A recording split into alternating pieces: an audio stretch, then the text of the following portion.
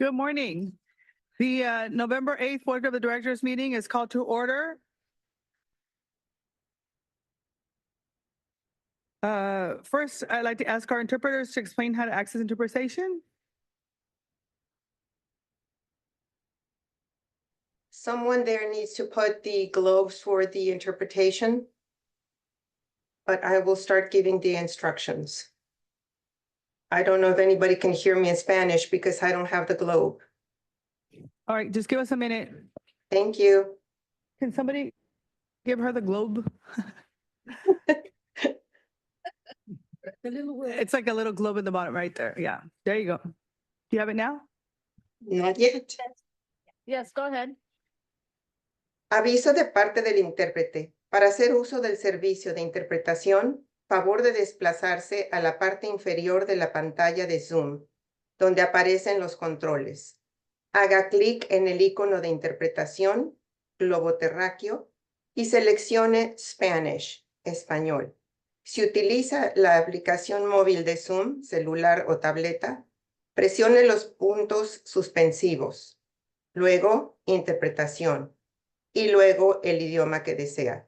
Si no desea escuchar el audio original en inglés, en el fondo de favor de seleccionar Mute Original Audio, silenciar audio original.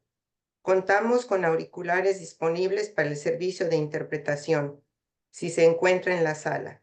Gracias.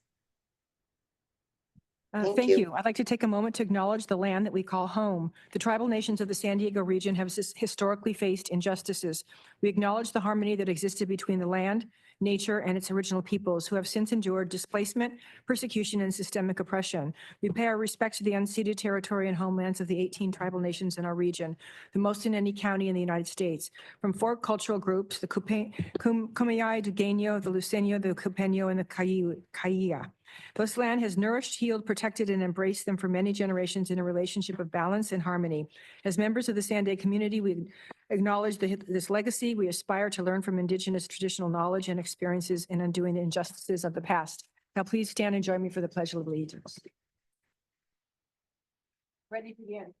I pledge allegiance to the flag of the United States of America and to the republic for which it stands, one nation, under God, indivisible, with liberty and justice for all.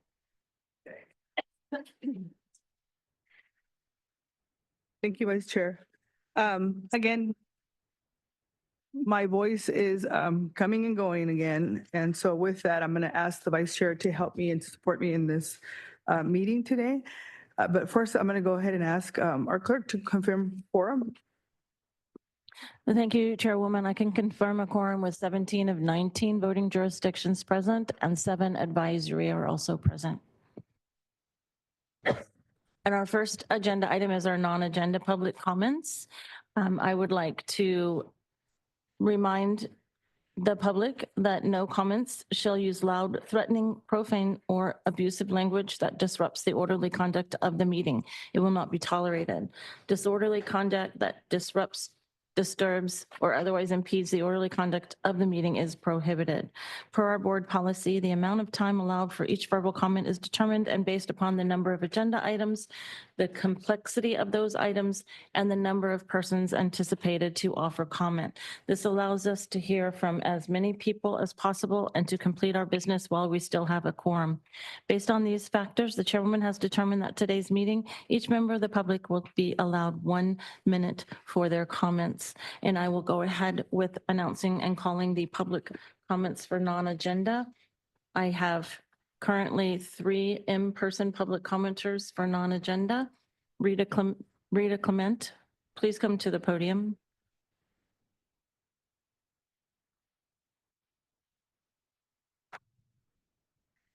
Good morning, Chair Vargas, SANDAG board members, and SANDAG staff. My name is Rita Clement, and I'm a volunteer with San Diego 350. The growth of clean energy is unstoppable.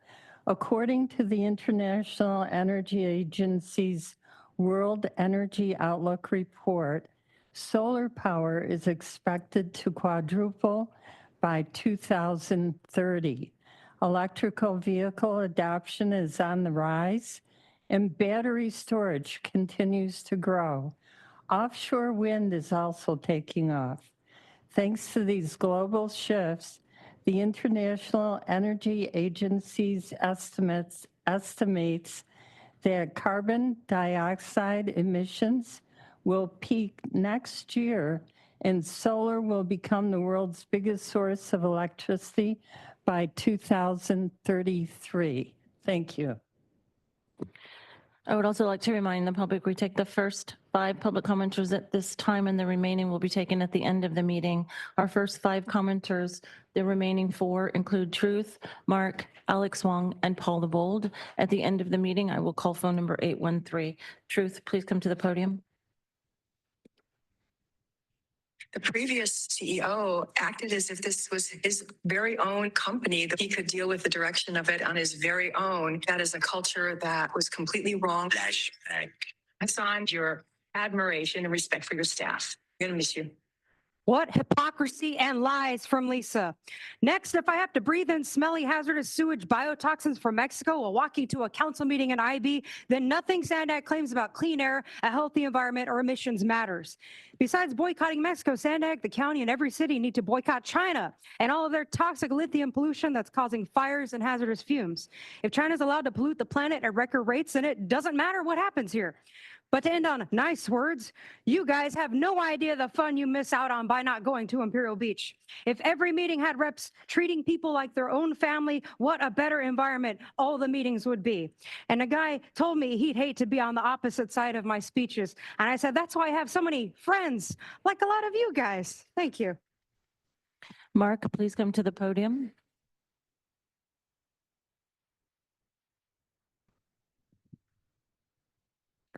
Mark, although I knew SANDAG's 125 freeway toll in the South Bay was corrupt, I learned only recently that there are actually no free lanes for general public use.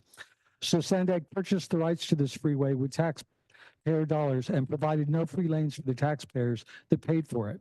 This is pure evil, Nora, and you board members let Nora and SANDAG get away with it. From what I've seen, only Bill Wells and Rebecca Jones have said anything critical since members fear reprisal. I can't believe the people of South Bay let you get away with it. Viewing the YouTube video entitled SANDAG Binational United Nations Habitat, UN Habitat Conference, we see Nora Vargas and SANDAG plotting with the United Nations to limit U.S. citizens' movement at 1 hour, 22 minutes, 50 seconds. SANDAG and organizations like it instigate UN control over our U.S. sovereignty, as Rosa Corey talks about in her YouTube video. Corey is Koire. SANDAG should be ended immediately. You all swore an oath of office. Our next commenter, Alex Wong, will be followed by the final commenter, Paul the Bold. Alex, go ahead. SANDAG must fast-track building an aerial gondola between Hillcrest and Fashion Valley. It will connect the region's largest medical center with the region's largest mall. It will vastly improve access to the trolley for everyone in Mid-City. Aerial gondolas aren't just for ski resorts. In La Paz, aerial gondolas form the backbone of the public transportation system, with cabins coming every 10 to 15 seconds, flying straight as the crow flies and never having to stop or slow down for traffic lights. The gondolas are far faster than driving and provide much more capacity for less operating costs than a bus route. And at an estimated cost of only $227 million, the Hillcrest to Fashion Valley gondola could be completed much sooner and cost far less than the proposed $1.5 billion streetcar that will surround Balboa Park.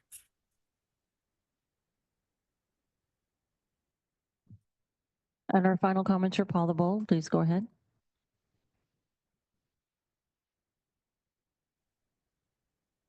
Hi, Paul Bold. Congratulations to those who got elected or participated in the election process. Measure G. Your years of corrupt mismanagement, scandals, and wasteful spending came to roost.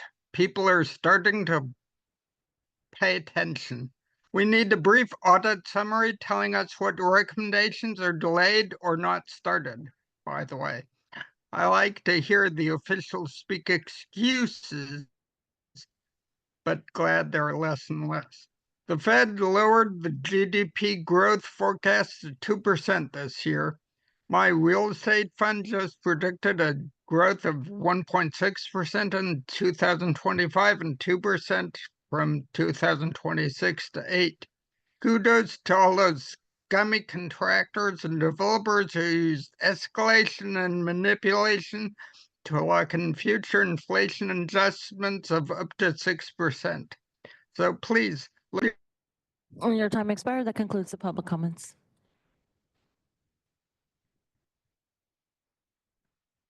Yes. I'm going to turn it over to Caltrans.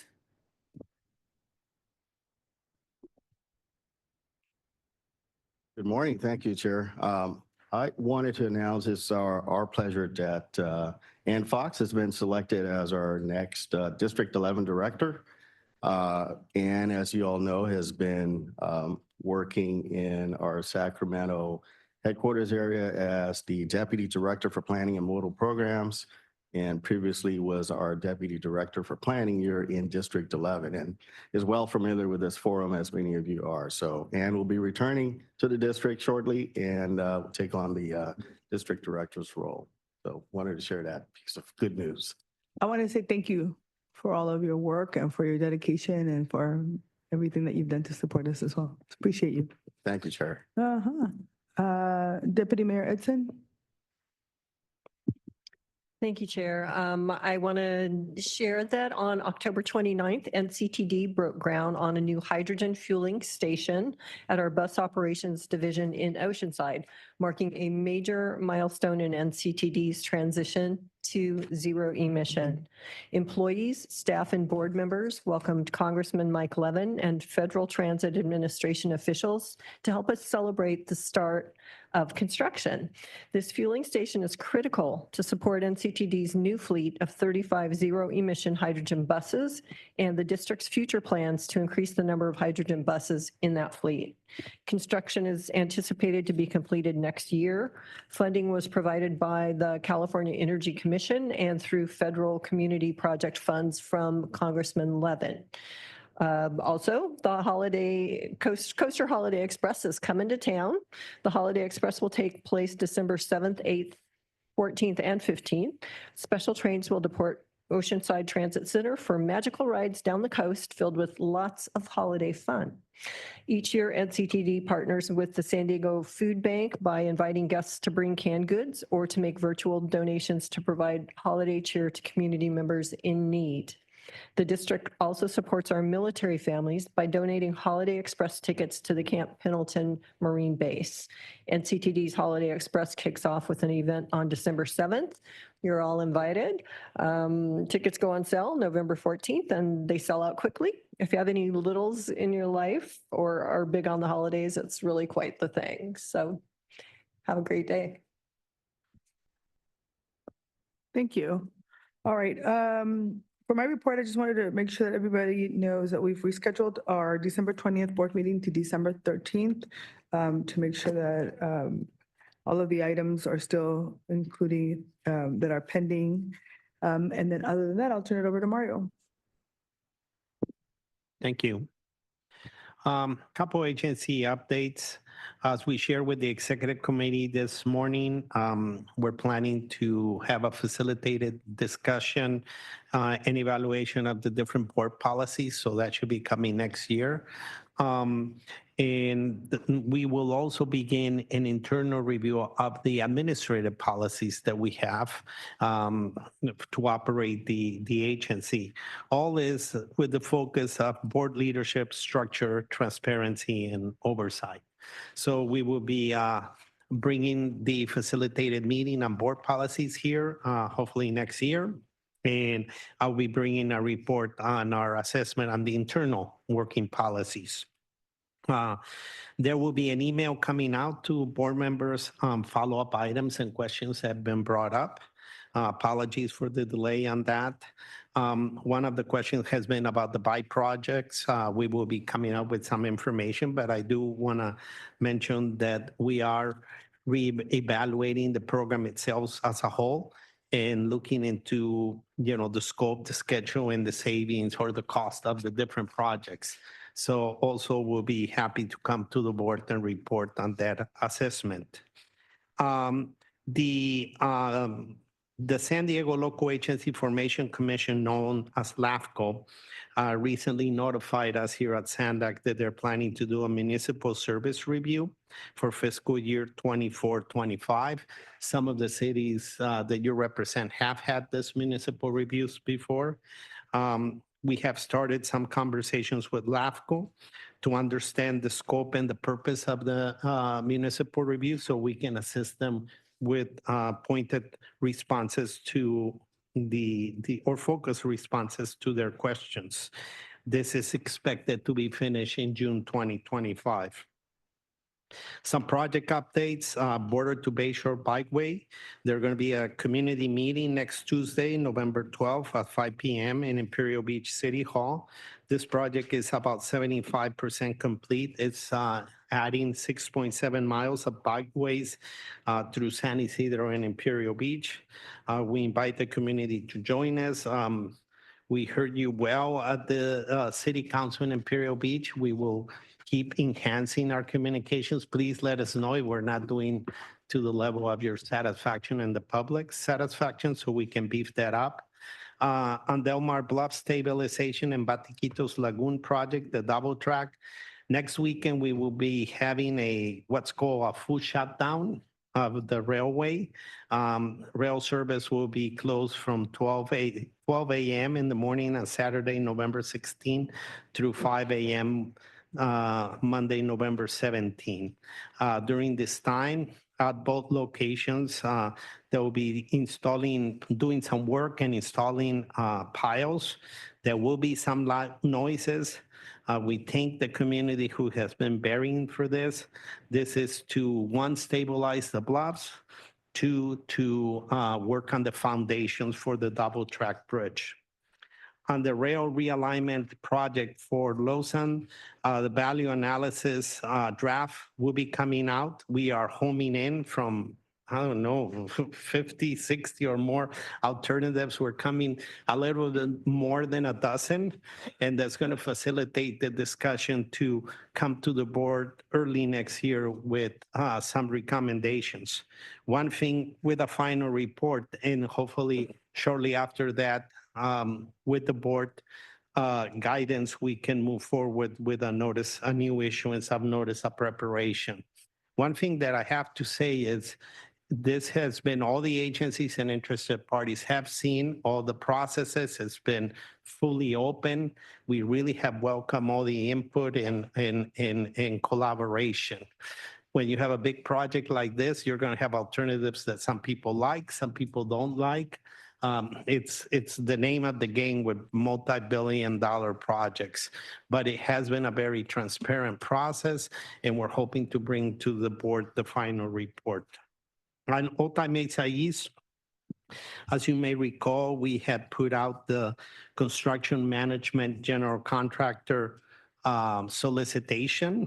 And this week, we had the team had the interviews, so they should be hopefully selecting the selected contractor.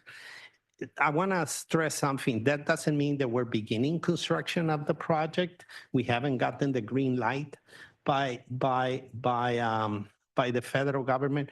What it means is that we bring in the contractor to help us design the project also. So they give us what they would see their challenges during the design process, and it helps us get to a common understanding on the cost estimate also. So that's basically managing the risk with the CMGC. You will also see that there's a request to go out and solicit for the project management contract for this project. So this is all the process to start aligning to eventually and hopefully this summer begin the actual construction.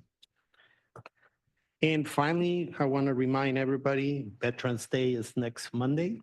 Our offices will be closed. My congratulations and respect to all the veterans in the room and who are on the screen and board members.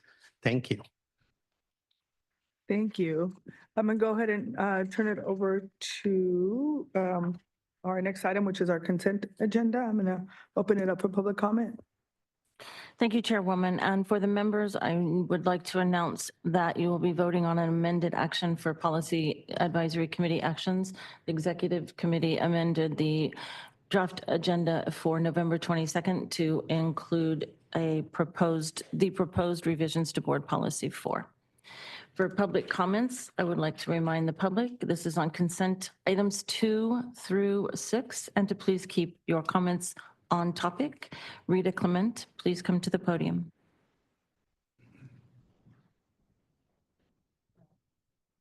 No, Rita doesn't have anything to say.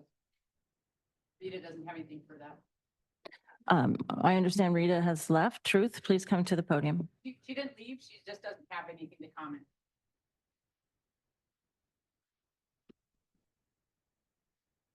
All right, item 2, the minutes reflect SANDAG's consistent inequity. They state that somebody named Assemblymember David Alvarez somehow signed up before both me and Michael, even though the only slips in the basket were ours. Security should have hauled Alvarez off for arrogantly overrunning his time. And this misinformation was also not reflected in the minutes. I am the mayor of Bonita. I am the mayor. Did anybody figure out the secret meeting yet? And I do not approve of Melanie leaving 2 minutes before the meeting ends. How dare you? Item 4, Lisa made $400 making appearances, but how many buses or trolleys did you ride on free ride day? Did you get to stumble upon any shootings like regular riders get to see on Halloween? Who cares about Clean Air Day when there's violence? Item 5, this $21 million item lies to the South Bay when it says reduce GHGs and improve health. Item 6, $3.5 million plus $1 million a year for golf carts in Southeast San Diego while the actual streets are crumbling. Are ridership rates monitored for these lithium golf carts? And can these little toys even go up the slopes of Mountain View and Encanto? And how long till they charge, just like the Fred now does? Do you think that's going to be equitable if we charge there at some point? Something to think about. Thank you. Mark, please come to the podium.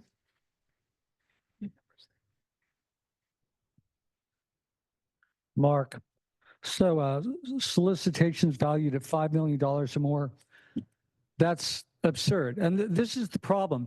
It's not, I actually was excited when I first heard about high-speed rail, but we don't do it in America like they do in other places like China. And I don't like China, but they don't have the incredible red tape we have. And by the way, this is Otay Mesa is SANDAG's way of getting money. They talked about in the UN Habitat meeting I referred to before that they need to create more income for themselves to do their UN agenda programs that just destroy our sovereignty. And that's all this is. And to give people $5 million, what the hell is so hard to figure out about the toll between the two countries at a border crossing? $5 million, I think 2 people with 50,000 each could figure it out pretty well, okay? It's absurd, and everything that government does just costs too much money. People make money, the people get screwed. Your time has expired. I understand Rita Clement does want to speak on item number 6. Please come to the podium. Good morning, Chair Vargas, SANDAG board members and staff. I'm Rita Clement, a volunteer with San Diego 350. I'm here to speak in support of microtransit as a solution to transportation inequity and a way to increase ridership in San Diego. Microtransit can be deployed quickly in high-density, underserved areas that lack convenient access to regional transit. This service does not require long infrastructure timelines and can be rapidly scaled based on local needs. Cities like National City and Chula Vista have already received pilot grants for microtransit, and lessons learned from other cities like Los Angeles and Sacramento will help ensure successful, adaptable service expansion. Thank you. Our final 2 commenters, Paul the Bold and phone number 813. Paul the Bold, please go ahead.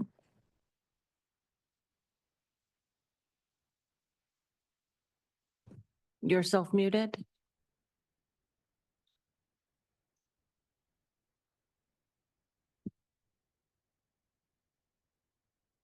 I will move on to phone number 813. Please go ahead.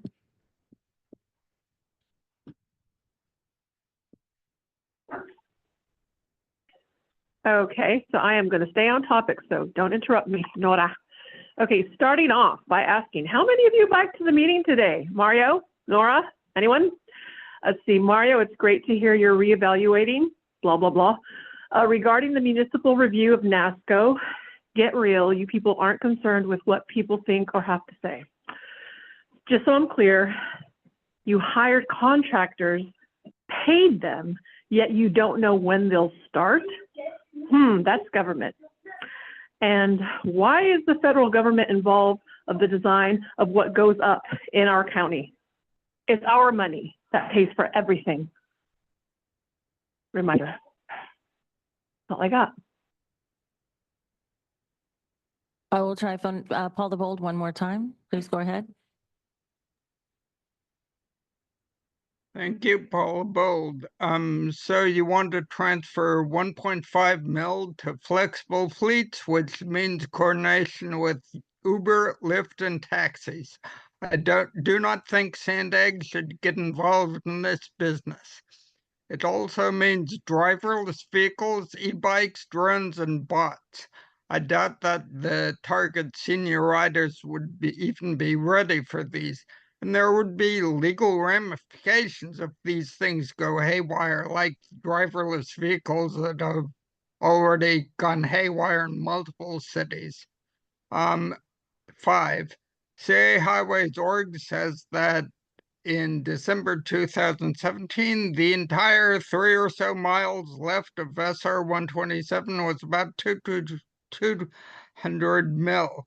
Last July, it was estimated at 1.2 bill. Quite a change, and what a huge incentive to contractors to overestimate costs. Your time expired. That concludes the public comments. Thank you. I don't see any member comments on the queue. So with that, is there a motion to approve? So moved. Oh, second. Is there a second? Second. Thank you. All right, we have a motion and a second. Please vote.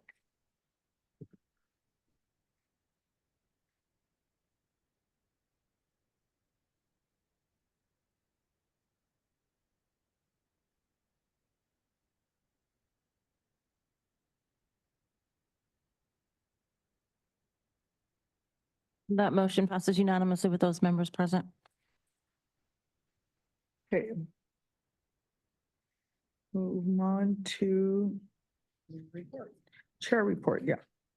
So just to make sure, I wanted to let folks know that we have measurables for the CEO, and we want to make sure that they're in alignment with our strategic goals and accountability for the organization. And I think if you all recall, we had established a subcommittee to design a structure and transparent process incorporating diverse perspectives to fairly assess the CEO performance. The subcommittee includes Supervisor Joel Anderson, Councilmember Melanie Burkholder, Councilmember Carolina Chavez, Mayor Rebecca Jones, Mayor Tony Kranz, and Mayor John Minto, and myself. And the proposed evaluation development with the committee includes a CEO self-assessment for reflection and accountability, direct performance discussion between the board and the CEO, and feedback survey for board and select employee input, ensuring a well-rounded perspective. For our timeline, we've asked, so there was 2 things I wanted to do. First, this was done over, I think, a year ago when we had our first meeting. So the idea is that we actually create a long-term infrastructure so that there is a process for evaluating a CEO that is not directly focused on the current CEO, but actually is institutionalized.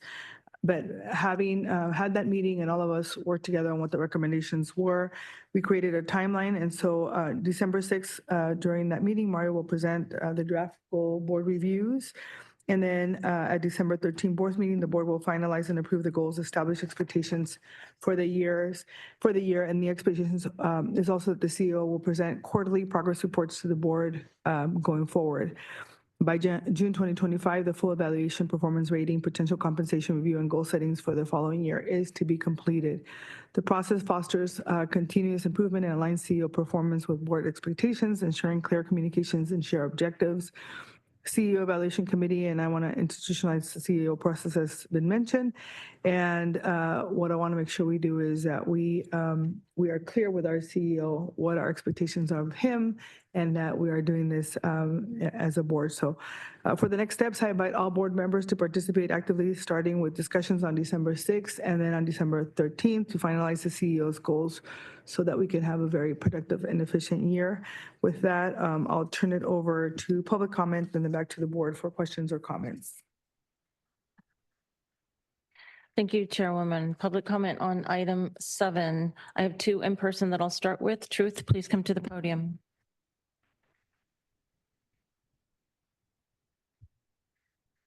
All right, I like the characters in the ad hoc subcommittee. However, I don't think anybody from the county should be in the mix. Instead, there should be a public member seat, preferably me, so I can help foster more arguments. Considering that the CEO is hired with the people's money, there should also be a public survey evaluation. Does anyone even know who Mario Orso is? Do they know he's making over $300,000 a year? Do you think they'd approve of that? What happens if the board rejects Mario's goals and objectives? How can the board judge a CEO's performance merely by outcomes and not by character? Because a dictator can get everything done, but they do it by stepping on everyone around them. Is that the type of toxic environment all of you would like to see repeated? I've already graded most of Mario's management responses as weak and his monologues much, much too long, but I will give him credit for tightening up the length of the reports on occasion, I don't know about today, and also for finally giving a thorough response at the last audit committee. Congrats, but no pay raise for learning your job. And all of this public eval criteria needs to be used at MTS as well, because she makes even more, Sharon, and doesn't achieve that much, in my opinion. Thank you. Mark, please come to the podium, and he will be followed by the final 2 commenters, Paul the Bold and phone number 813. Mark, I actually feel sorry for the chief executive officer. People go to school, they study hard, they get their degrees. And one of the only ways, especially in California, that you can make money is doing totalitarian work for the government. You probably pick someone who can live with themselves doing that. And it certainly sucks when you get out of college and realize the only way you're going to make a good living is pretty much working at something like that. Not the only way, but very few other avenues in California. And it's increasing all over the US. So anyway, it's too bad. I don't know anything about her performance. I'm sure she's trying to do her job, instigating your UN agendas. Instigating your UN agendas as best she can. And it totally sucks. And you guys have no problem with that. Nora's laughing at it. She actually, again, you should see SANDAG UN Habitat. That means your time has expired. I'll move on to Paul the Bold. Please go ahead.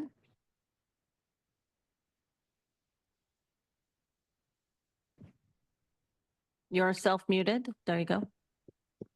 I really don't think that you should have someone like Nora in charge of judging other people. She called herself Mayor Bonita, which, I mean, it's an unincorporated area, for God's sake. Lies about the air in TJ River Valley being safe, and she even made up a phony excuse about her running out on a supervisor's meeting. And the way Nora cut off Council Member Shu and Blair Beekman in the executive meeting earlier today was disgusting. I suggest that Al Smith, your legal counsel, might be better suited to judging someone else in an impartial and Can you put us even-handed on hold, please? Okay, I'm just going to ask everyone, if you have opinions about me, go ahead and give them to me. Email me, text me, call me, whatever you want. But this is a community meeting, a governmental meeting, and we need feedback on this particular process. So please focus on the process. Otherwise, I'm going to give you warnings. And if you don't continue, if you continue on, I'm going to go ahead and ask that you, that we take your time. So go ahead. The process is a scam. She's the chief executive officer. Move on to the final commenter, phone number 813. Please go ahead.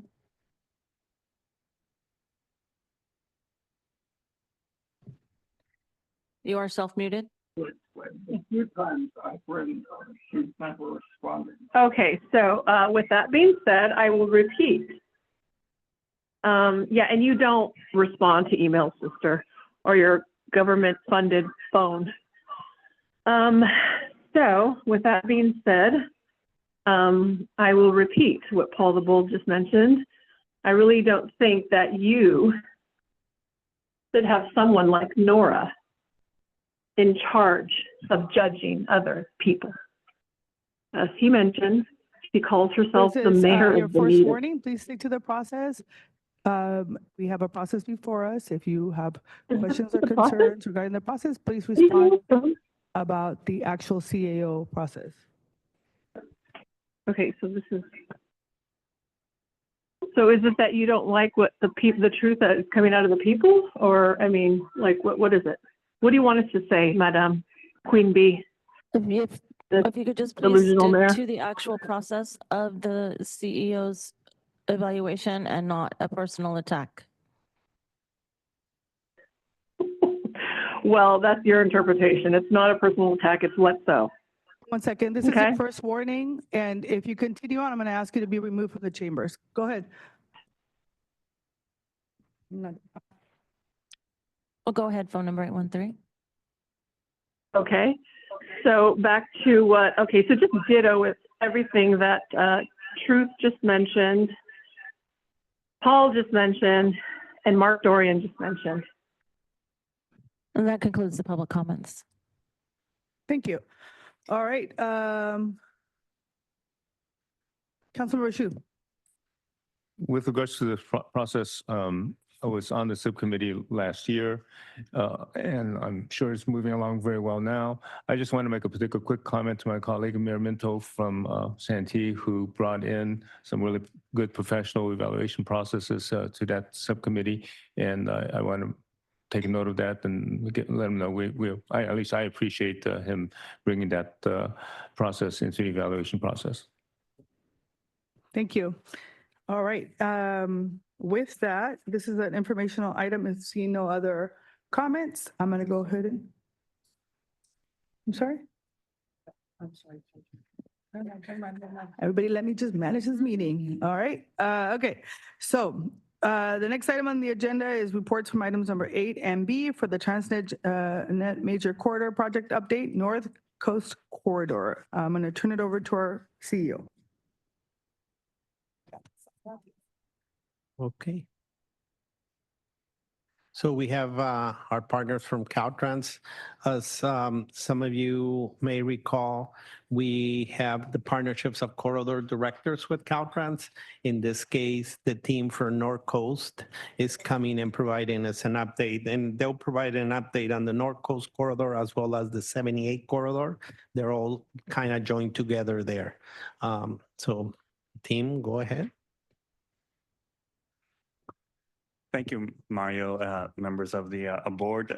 Good morning, everyone. My name is David Cortez. I'm your Director of Engineering and Construction here at SANDAG, and I have the pleasure to introduce Victor Mercado, Wamid Tozi, and Tracy, I forgot your last name. Della Roberts. Della Roberts from Caltrans.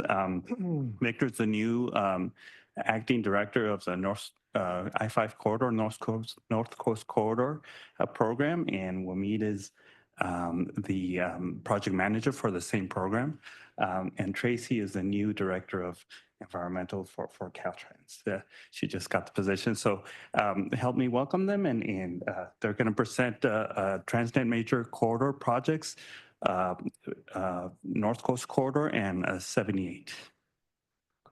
Thank you, David. Good morning, members of the board. Again, my name is Victor Mercado. I'm the acting North Coast Corridor Director. And with me this morning is Wamid Tozi, who's, like David mentioned, one of the project managers for the NCC program. So together this morning, we're going to be giving you an update on the progress of the NCC program, both on the I-5 and SR-78. We're going to give you an overview of the progress that we've done on the construction. And then we're also going to be giving you an outlook of what we have planned for the region, for the North Coast, specifically for SR-78 and I-5. So with that, let me just kind of go back and put things into perspective. So we began this effort of the NCC program about 10 years ago with the construction of the I-5 HOV lanes. To date, that investment amounts to over $1 billion. And so what are we getting with that $1 billion? We're getting a lot of improvements for the region. Improvements and projects that can be bundled into 3 separate categories: highway improvements, 2 railway improvements, and 3 environmental preservations and active transportation improvements. With that, let's begin with our presentation on the next slide. Oh, thank you. So the next slide that we have, this slide, all right, so this slide, I like this slide. This slide helps me put things into perspective of where the NCC program fits into the bigger picture for the region. So the NCC program is part of the North County Public Works that was adopted back in 2014, almost 10 years ago, like I mentioned. The plan lays out a $6 billion, 40-year multimodal program for the entire North County region, North County coastal region, as you see. And again, I mentioned that the work that we've been doing on the I-5 HOV lanes, so this is part of that. So we're actually already 10 years into this program. So we have 30 more years to go and about $5 million project. As I mentioned, we've already invested over $1 billion. So this plan, most importantly, provides an integrated vision of how to implement the program. And the next slide shows graphically the work that we have completed to date. Again, this includes the projects in those 3 categories that I mentioned: highway, rail, environmental, and active transportation improvements.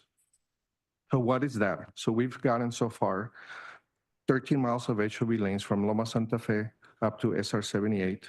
We've had 5 miles of rail double track at various locations.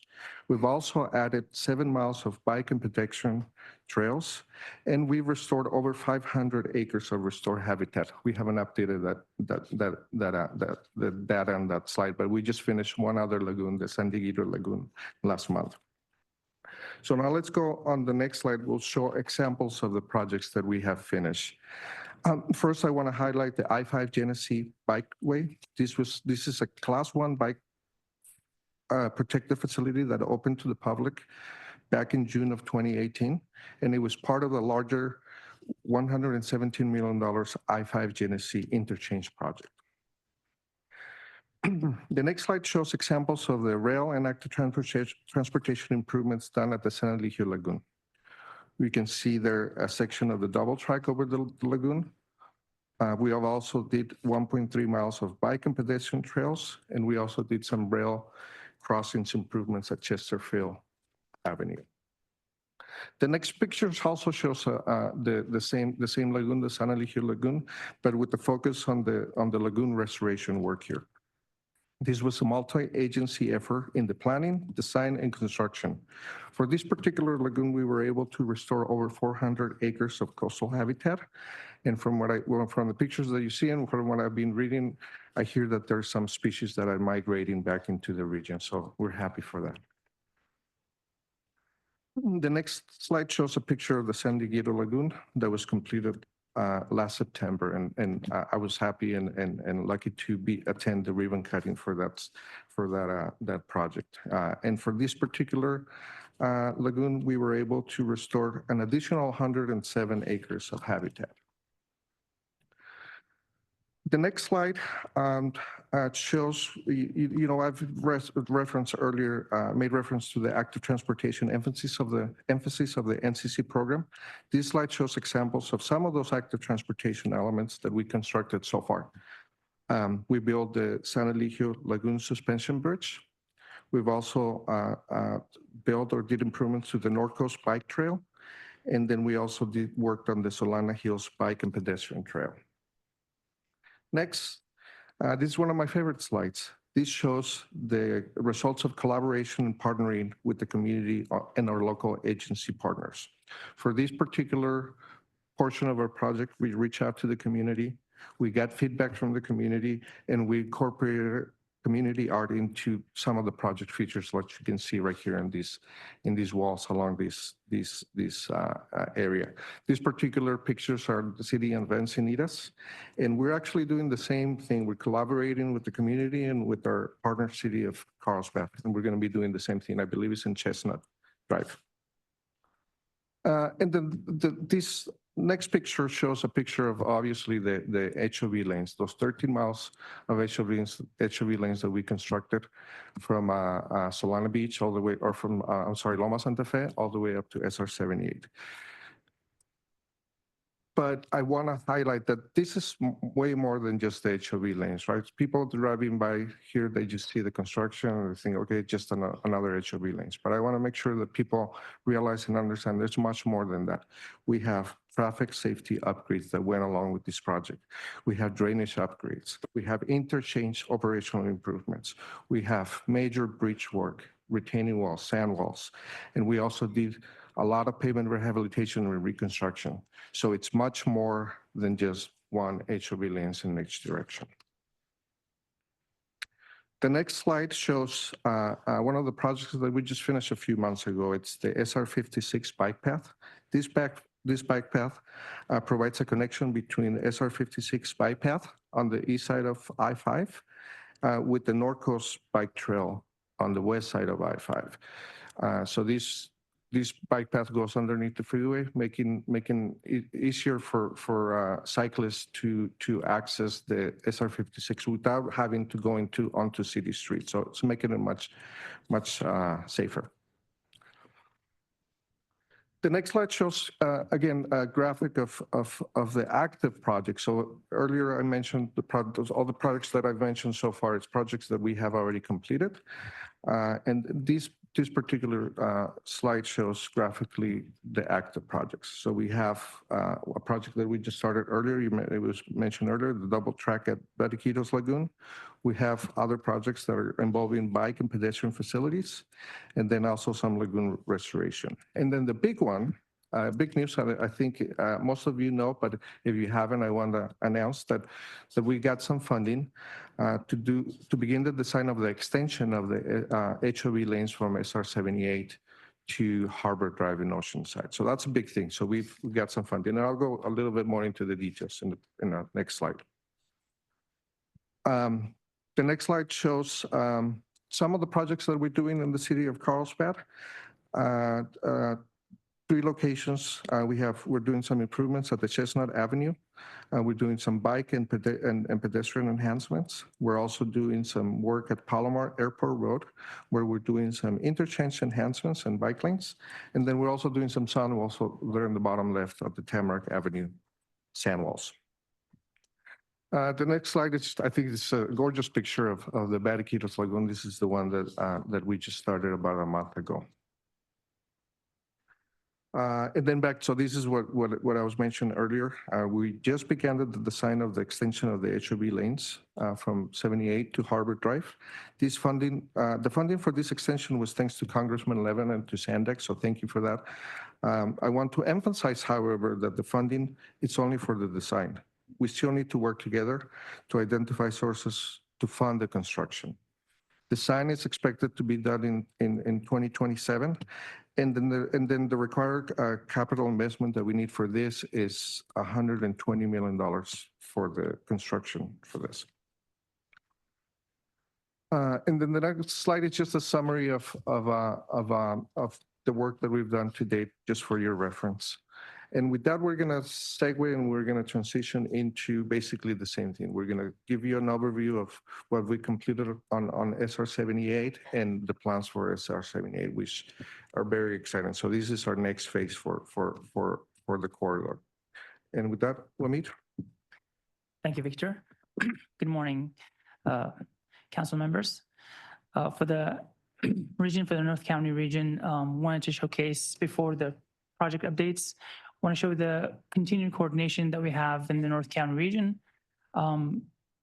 We began conversation discussions in the past, developing the CMCP, the Comprehensive Multimodal Corridor Plan, which included, as you can see, all the highlighted local agencies in the region. We have finalized the planning in the document, and now we're in the implementation phase for the next phase of these projects. Now, we also are in continued calibration during this implementation phase as we go back and revise the vision and discuss elements that we're working on and discuss also funding opportunities to forward these projects.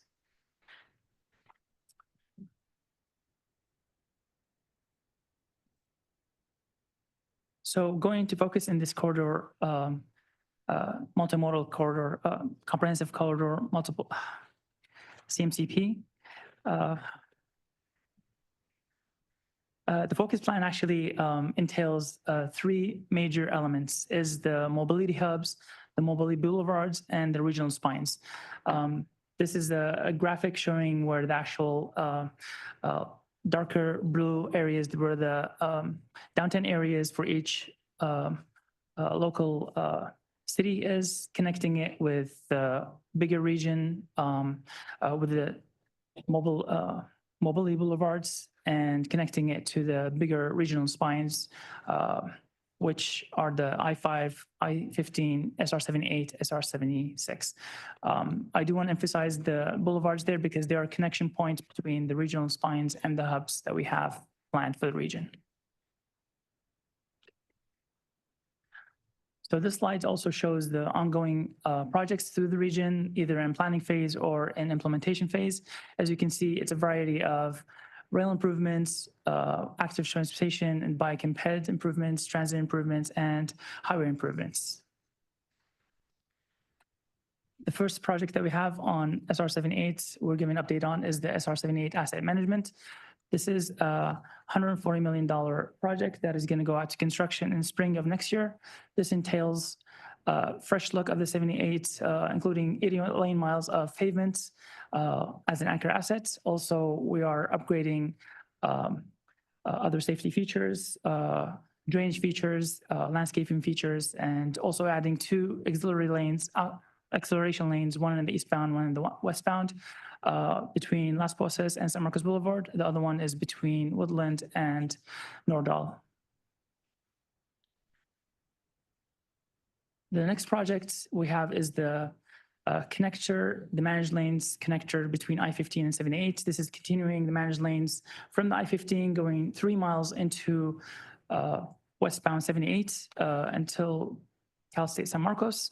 We are in the very close draft environmental phase, which we are going to be going out to the public in spring of 25.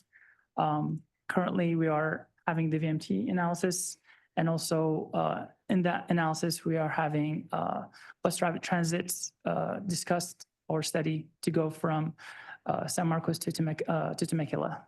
Also, part of this project is also an active transportation connection between the Cal San Marcos University and Inland Rail Trail connection. This project has been funded throughout the environmental phase fully. Design, we are still looking for more funding.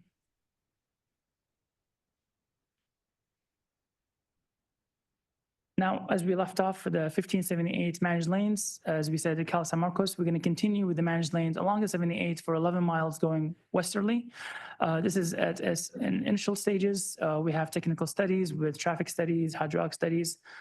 We have done the surveys so far, and this project is about a 6-year process, and we have 39 million funded for this project. And connecting at the end, leaving off in managed lanes, we're going to go to the 578 interchange.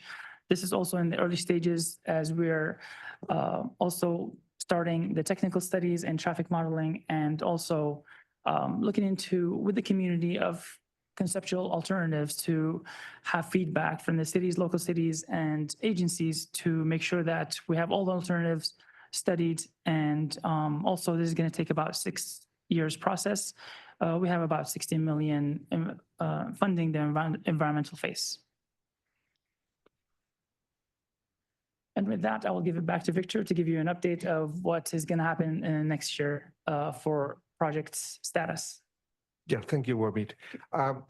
Yeah, so this is our last slide, and then let me wrap it up. But I'm not going to go over this slide, but this should give you a timeline of what's left remaining. So we've mentioned all the work that we have, and so this will give you an overview of what's next. We're talking about the ongoing projects, the environmental studies that we're doing for some of the projects. But I want to kind of summarize everything that we gave you a lot of information, but I want to summarize where we are with the entire NCC program. So, you know, this is part of the Transnet program. We began many years ago, you know, over 10 years ago, we started with the corridor concept on I-15. I think we were very successful in delivering that program on the I-15 managed lanes. Next, we brought that concept back to the I-5. We actually we brought some of that staff that got experience on working on the I-15, and we brought it over to the I-5. And so far, we think that we've been successful.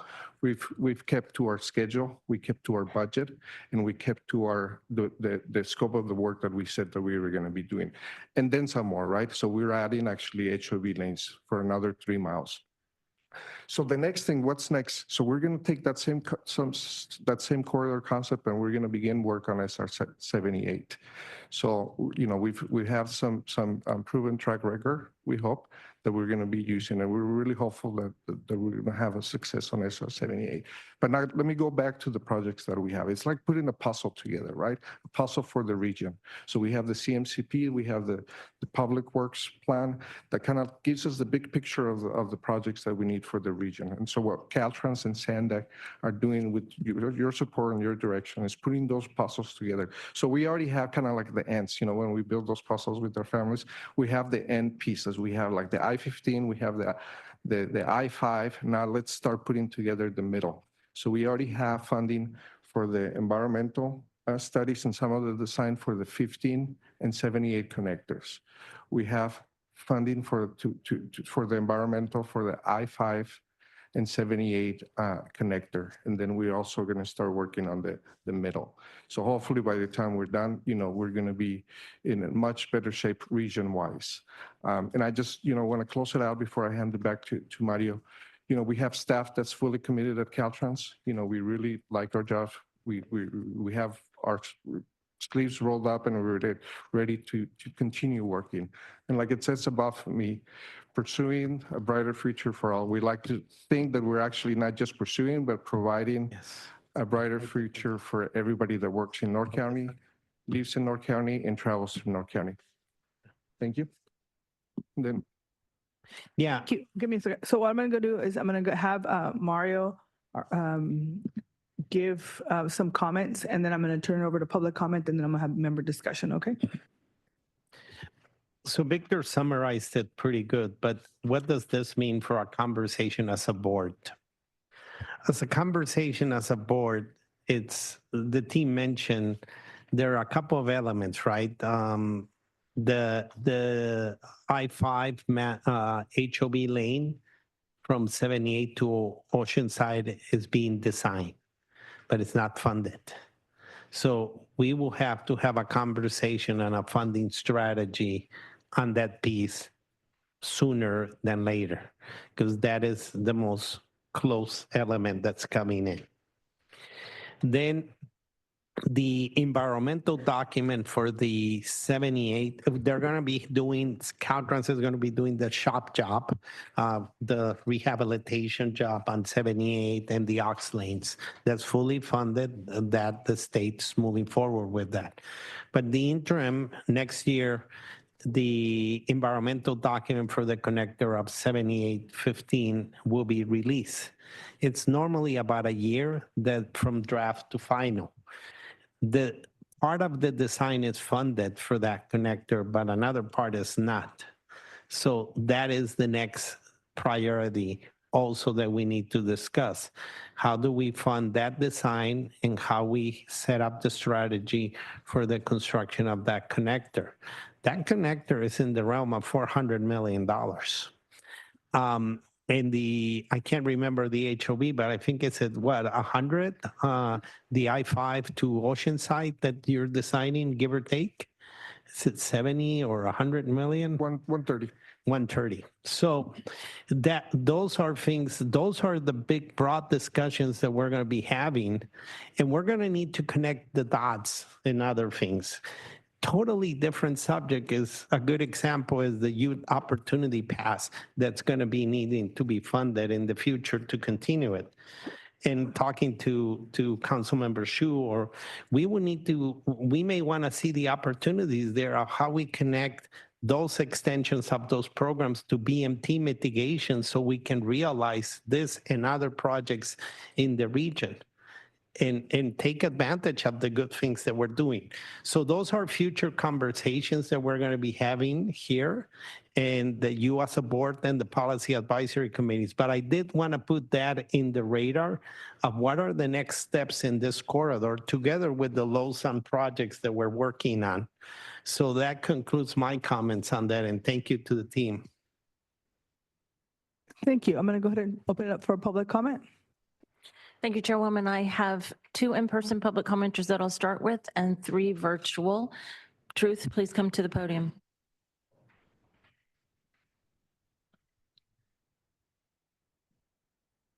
Is the funding strategy, the OME toll by chance, and YOP program, you think it's good if like 9-year-olds and younger ride by themselves? I saw that today. Useless HOV lanes, most people don't need or use, and managed lanes don't count as highway improvements. What is the transportation agency doing in Habitat? And any walkway under an underpass needs to have proper lighting. Why do the maps use the same color green for both bike ped facilities and for Habitat projects?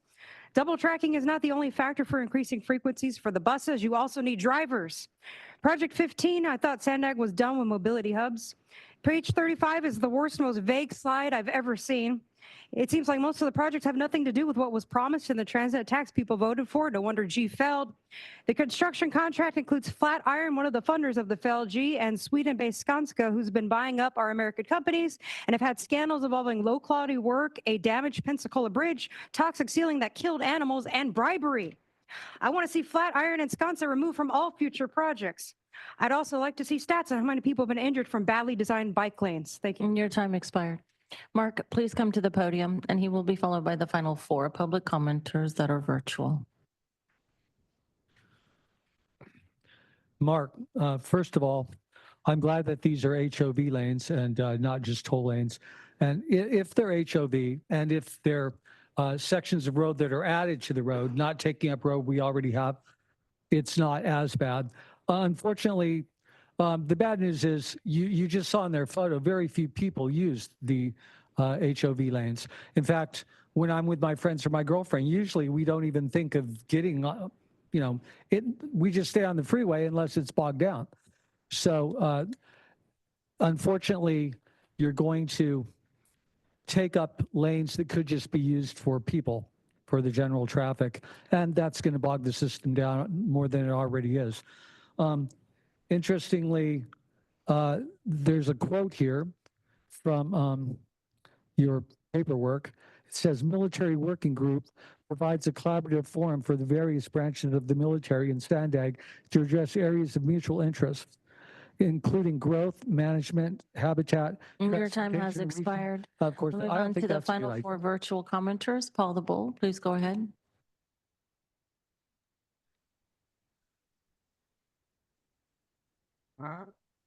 Paul Bold, I see that you did the whole 8 miles of bike trail. Hope there are no bike lanes unseparated from roads with speed limit over 30, which are now banned. A lot of your bike lanes I've seen do not enhance safety. I hear you're still beginning design on managed lanes for I-5, scheduled for 2027 completion, which is ridiculous given that the next project is the I-5 SR-78 interchange, which needs an EIR, and it's scheduled for 2028. I notice that neither project is mentioned in the Caltrans fact sheet, and good luck without Measure G funding. Finally, you must be awfully proud of the projects you've completed as far back as 2019, since status report lists these, nothing even scheduled for this year. In fact, I see a lot of began ... which Your time expired. Our next commenter, Catherine Rhodes, please go ahead. Hello, this is Catherine Rhodes. Again, I'm requesting a meeting with Mario, Council Alfred Smith, Auditor Courtney Ruby, Caltrans, and SANDAG board member to discuss Mario telling me at a SANDAG meeting that I was correct about the lack of due diligence for SANDAG's new headquarters and bus maintenance facility. And right now, we don't know if there's an active fault or not. And then through some normal things, he's buying up the 2 other properties, and he said he's not going to do a fault investigation until the construction phase of it, until we go to a different phase of it instead of doing it now. So I would like a meeting so I could get, my issue resolved instead of ignored. And so my solution is, I'm just going to remind you to stay on topic, okay? okay, I'm asking Caltrans to reconvene the Coronado Technical Advisory Committee to include professors from Caltech, Berkeley, and UCSD that could give SANDAG. Okay. Why don't we go, can you go ahead and send out a request by email or something? I'll have somebody follow up with you because we are right now speaking about State Road 78 and also the North County Corridor, which is item number 88 and AB, okay? Okay, I still have one more thing about, I'm talking about Caltrans. This is my only opportunity. Your time has expired. Our next commenter, phone number 813, please go ahead.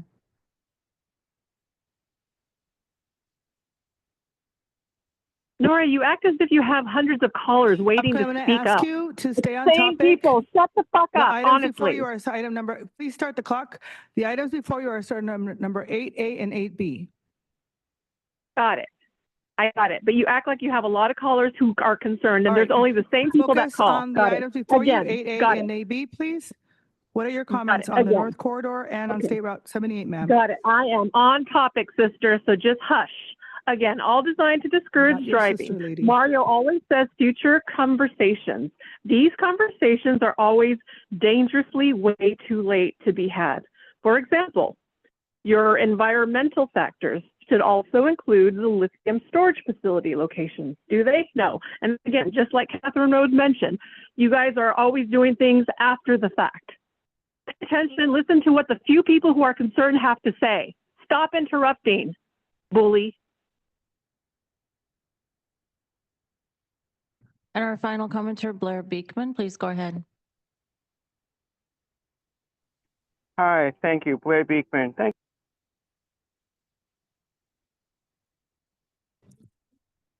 Go ahead. I apologize, Blair. I hit the wrong button. Got it. Thank you. Thank you that you noticed my hand. That's what I first said. Thanks a lot. I always have a checklist of North County issues to work on. It was very nicely mentioned by previous public speakers working on habitat issues.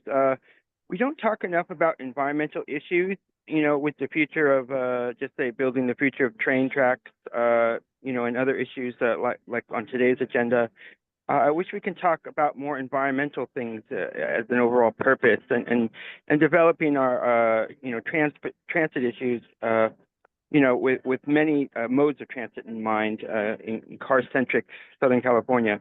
I also wanted to quickly offer, I hope we can talk to LA County and Orange County more, and that becomes a regular part of our conversations here at the public meeting process around North County issues. And good luck in working on the Highway 15 issues, building transportation things around that corridor if possible, how we can work there. Your time expired. That concludes the public comments. Thank you. I have a couple of folks on the queue. I'm going to have Ms. Maxon. Good morning. I won't be as polished as I hope to be. Being in the rural area and seeing these wonderful coastal projects, 78 really does need help at both ends. There's a big need there.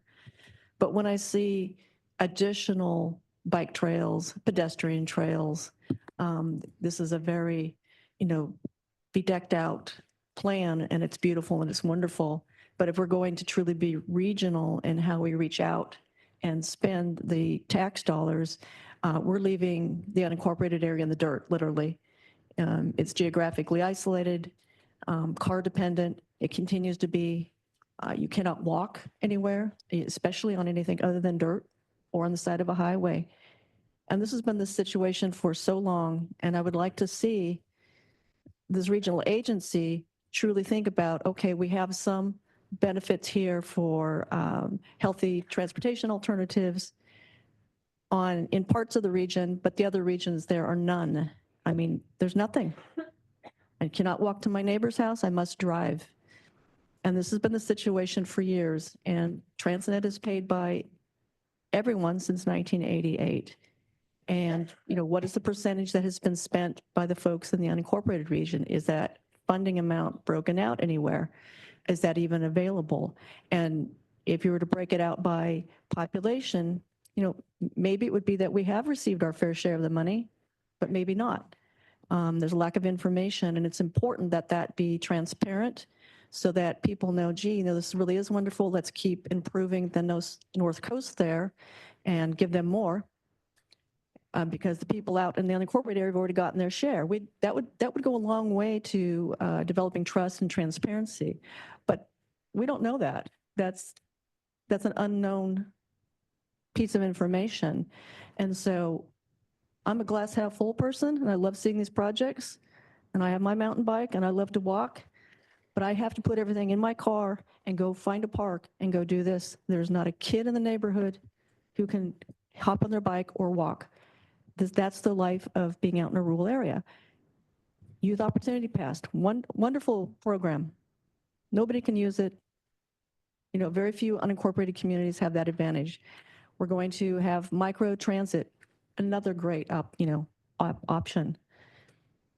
Can't use it. So, I want to be here and be excited and rah because these are great programs, but we need to spread it out a bit more and share these programs, make this happen, not just talk about it, but actually have some real programs in place that operate for people that are outside of the coastal and, I-5 and I-15 corridor. We need to really move this to the unincorporated area too and include our neighbors. Thank you.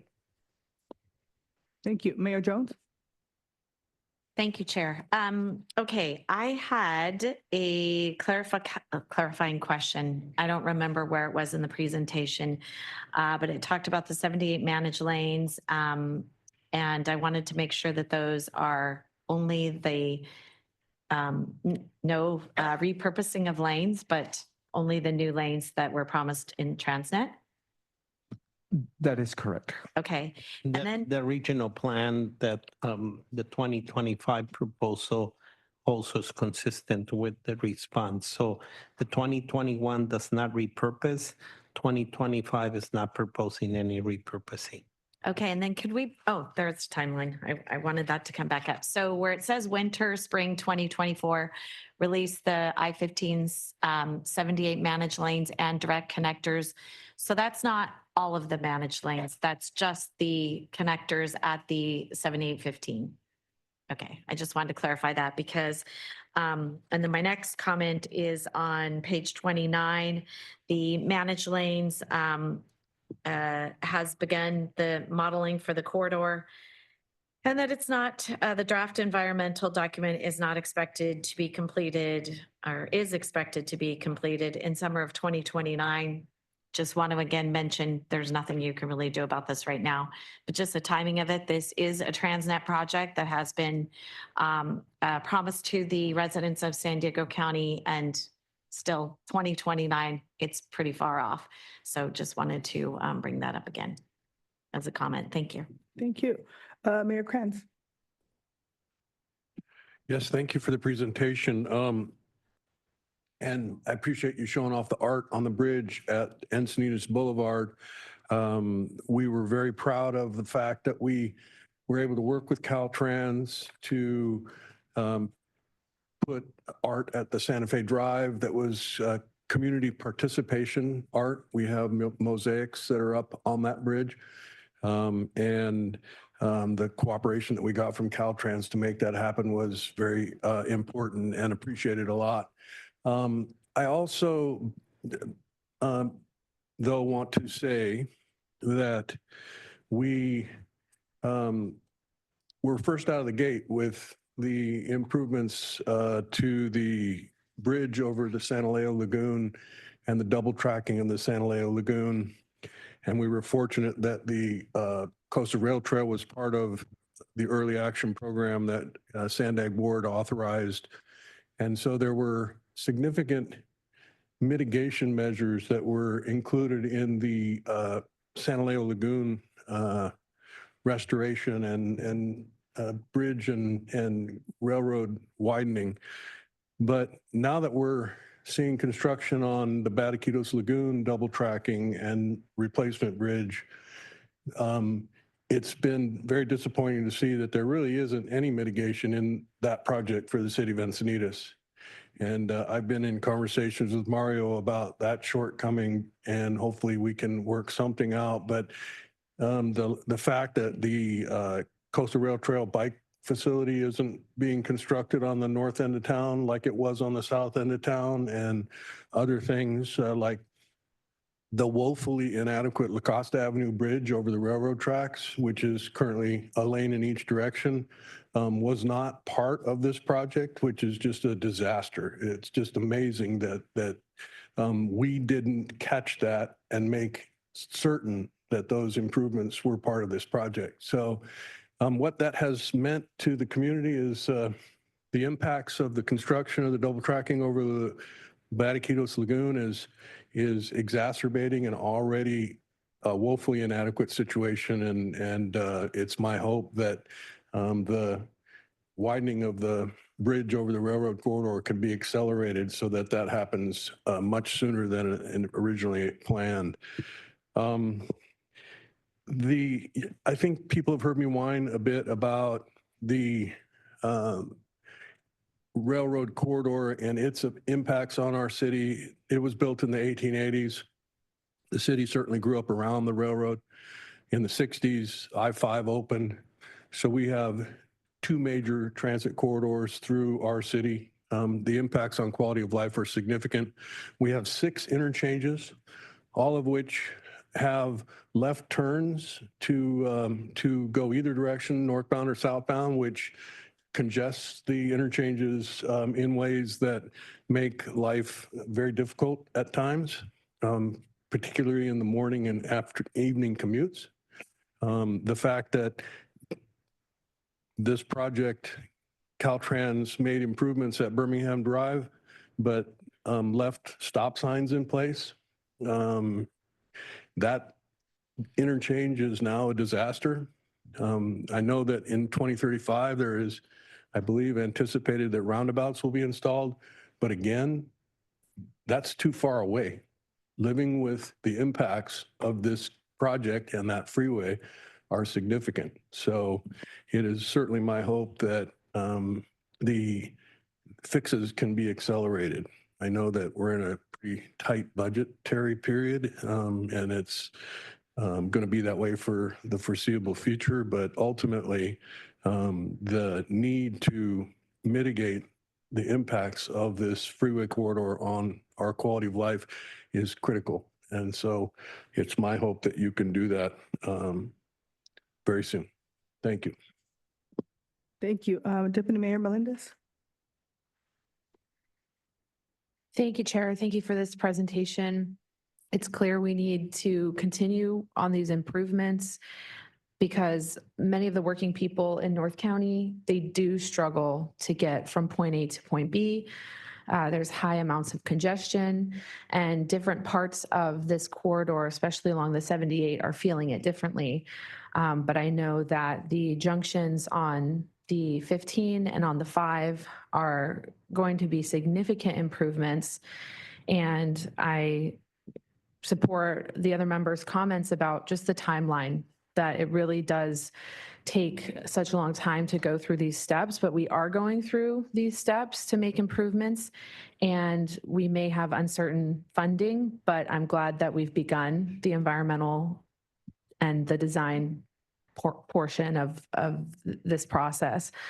But I am concerned if we can also make sure that we're including projects that can be done sooner, right? Minor improvements that can be done in the interim that could still have a regional impact. I think all of us want to see more local projects be completed, that those local projects can help us in the interim as we're reaching more regional goals. And the 78 is an effective mode of transportation for many, but most of the people in North County who get on the 78 are only on the 78 for 5 miles or less. And that's according to the CMCP. So I would like to see us try to relieve some of that congestion by really working with our local agencies, including North County Transit and the cities, to find better connectivity. We have 100,000 people riding the Sprinter every month and 400,000 people on our Breeze bus system. And I'm glad to see that Sprinter improvements, including double tracking, are included here in this North County plan. That will definitely provide some relief. But one of the things I don't see in this plan is considering increased ridership, considering increased frequency in our public transportation. What are we going to do at some of those pivotal intersections like the Vista Village Transit Center, where we are, as a city, currently pursuing grade separation there? I would love to see SANDAG support cities like mine and other cities that have really contentious intersections where we need relief. We need relief for our first responders. We need relief for the transit riders and the motorists that are on the ground. And some of these grade separation projects, I think, could help alleviate much of the congestion that we're seeing. Some of these corridors are backed up all the way to the 78 because of our multimodal approach. There's some areas that we really just need to clean it up and make some infrastructure improvements via grade separation. So I don't see that here, but I would like to see SANDAG have a plan of how we're going to support cities that want to pursue grade separation, because we're making improvements to the 78, we're making improvements to the Sprinter line. Those are some of the biggest corridors that people can utilize for transportation. But there are those sticking points, and I would like to see some improvements made there. And for those local trips, right? Less folks are using the 78 for a long trip. Most people are going to get on the 78 to go to San Marcos or to go to Carlsbad, and I want people to be able to have more options to get to where they need to go. Thank you. Councilmember Bookholder. Thank you. I do have prepared comments so that I don't repeat myself, and hopefully I can make it brief. Thank you, Chair. And thank you, Director Cortez, and the Caltrans staff, of course, who've most recently been working with our staff to solve some urgent issues along these projects. So I'm going to talk about A and B together. A is going to go first. Thank you, Mr. Orso, also for moving the needle toward common sense approach using program analysis, including reviewing mobility trends and benefits to cost analysis. We appreciate that. Regarding the North Coast Corridor, when you think about highway improvements, we thank you very much for the needed, completed, and forthcoming HOVs and improvements. They have definitely, I've even heard people talk about how it's made their life easier, so we appreciate that. With the rail, Director Orso, please continue to use that benefit to cost analysis approach for prioritizing projects. The completed feasibility study for the Village Trench project shows very high benefits to cost ratio over the course of time, of course, and we appreciate your efforts to move that project forward. Regarding the lagoon restoration, please do include the completed and planned lagoon bike and pedestrian improvements around the Bataquitos, Agua Hedionda, and Buena Vista lagoons within Carlsbad. For active transportation improvements, if you would work with our staff to update the map showing our 3 completed coastal rail trail segments, and the 1 segment that's at 60% design, and we're working with NCTD and SANDAG, of course, for completing the remaining 3 segments that we just need to connect there. And I really want to thank SANDAG and Caltrans for working together. If you recall, we had the very urgent serious matters in our city in 2022 when we had a spike in bicycle collision deaths, including 2 tragic deaths within a 10-day period. Caltrans worked with our local staff using Transnet funding to quickly address the east-west corridor project, improving access through the busy I-5 interchange areas and helping our children safely get to school and to the beach.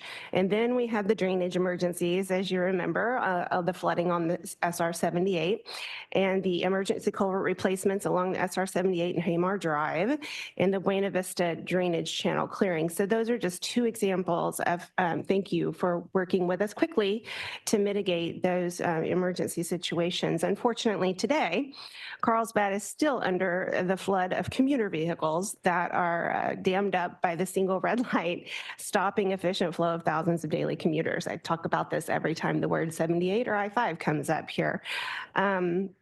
As a result, the delayed commuters are diverted to local Carlsbad streets and cut through as fast as possible to continue on their path to work or other daily destinations along the 5. This greatly impacts, as you can imagine, the conditions for all users of Carlsbad streets, including kids walking or riding their bikes to schools or beaches or wherever. While we definitely greatly appreciate the movement regarding the long-awaited environmental studies of the I-5 SR-78 interchange, my request is that our staff review if there's any accelerated project to complete one connector. This is the important part of everything I've said. The ramp on the northwest corner of the current interchange to quickly address the significant delays of commuters and other negative impacts like the environment, of the dammed-up traffic that's caused by that one red light. So that's the 8A part. And then for the 8B part, I do definitely want to thank you for the critical planning efforts. You know, Director Cortez, we've just recently actually met, but I appreciate your thought and what you've been doing for this. We, our city, obviously with others, are very active in providing comments during the process and the development of the reference CMCP. The former, I think, in my opinion, the former CEO of SANDAG and Caltrans directors maybe rushed the completion of the study while our staff had a lot of concerns about the logic and analysis used to present the recommendations in this current version. For example, under highway item number 3, the title and scope of the Interstate 5 and State Route 78 don't include the direct connector of the general purpose lanes and needs to be updated. It's at least this is my understanding of what I'm reading. The proposed programs are based on the 2020 regional plan, and that didn't receive strong support from North County agencies. Most of us said that not going to work for us. So perhaps updating the plan in anticipation for the forthcoming 2025 plan. And then address the proposed rapid transit and signal priority on Palomar Airport Road. We are very fortunate to have many of the lights timed in the city, and it definitely works for us with traffic flow. But the city is definitely concerned with the impact to all the users along that route. And so definitely more analysis is needed. And you all know that we do not want to manage lane on Palomar Airport Road. And then proposed flexible fleets. I know a couple of my colleagues had mentioned that. Addressing the significant transit deserts in Carlsbad and providing faster fare and cleaner transit options for our constituents. We've been a fan of the flexible fleet from the beginning. We definitely support that. I do see that Southeast San Diego is getting some funding for a pilot program, which is great. And we've talked over and over about how the very large buses they're very underutilized in Carlsbad. So perhaps there's a balance somewhere that we can strike with the flexible fleet and our partners in North County. So basically, we just want Caltrans and SANDAG to coordinate with our staff on how we can address the many outstanding items that we have. And we want to know you to know that we certainly appreciate all the work that's made it this far. Thank you. And thank you, Mr. Orso. Thank you. Councilmember Shu. Thank you, Chair. And thank you, Caltrans, for being here to give us this report. And this project I've been involved with the whole corridor for for many decades. So I'm very interested in it and how its outcome is. So I have a number of questions, and I'll be remiss if I don't start out by saying what our goals are for all the MPOs and for California and our challenges. And that has to do with overall reduction in VMT. So I just had to say that from my friend Councilman Duncan. So given that piece of information and our goal of 18% or 19% reduction by 2035, I mean, Caltrans and SANDAG, we have to do this for our region. Otherwise, we don't meet the state law. In fact, we know that probably that's going to increase in the next rendition of implementation of SB 375. So it may be as high as 25% by 2030, which is actually already part of the scoping plan. So given that, and I like the improvements that this project is showing with regards to very pretty pictures you had up. I can't wait for artwork to come to La Mesa because that would be the standard for Caltrans, working with cities to put up artwork in other cities. So my question is, we're putting in HOV lanes. How much increase in VMT is that doing? Do we know? Is there any plans to measure that? I'm going to hand it over to Tracy to answer that, Councilmember Chu. Yes, there are plans. So part of the environmental process for any project that potentially increases capacity, which HOV lanes are considered potential capacity increasing projects, do a VMT induced demand analysis. So 100% will be looking to see what the VMT increase numbers are over the horizon year and so on. It's actually further for VMT analysis. And in doing so, it'll also develop additional project features to try and minimize whatever impacts we have. Then we reassess to see how these minimizations reduce the numbers. And if we couldn't get it all the way down, next we start looking at mitigation. Yeah. So yeah, we will be absolutely measuring. So what I'm driving at, these projects going forward, they were planned over 10 years ago, and I don't see us not having them going forward. Many of them involve safety, but they were initially were promised congestion relief. And I'm not so sure that's going to happen. Induced demand means we're going to get congestion just as like we had before, as close as 2 or 3 years from now. So I hope we're watching that. I think this governing body needs that information, that when we improve freeways in this manner, that it not only costs us money, but doesn't solve the problem that we're after, which is easier travel times, shorter travel times, and reducing costs. And that data has been missing from Caltrans for decades, and we can't make good decisions if we don't have that data. We know what the studies have shown, that you improve freeways in this manner, it does not resolve congestion, it increases pollution and costs for commuters. And unless this body and other governing bodies get that information, we're not going to make good decisions going forward. So I really hope that is part of that. And lastly, there's a environmental review coming up, a fair amount of money that you're asking for, $40 million for the 78 connector. So here's another question. For environmental reviews, they're starting to address environmental justice. Is that correct? I'm sorry? For environmental review processes? Yes. Yeah, so now that's a new section that is required of secret review. Actually, well, we've been doing it for NEPA for quite a long time, but yes, we so additionally here's are the doing. question. We've been talking about equity here at SANDAG for a while, for our entire region. So if we increase VMT by these connectors and other projects, what is the equity?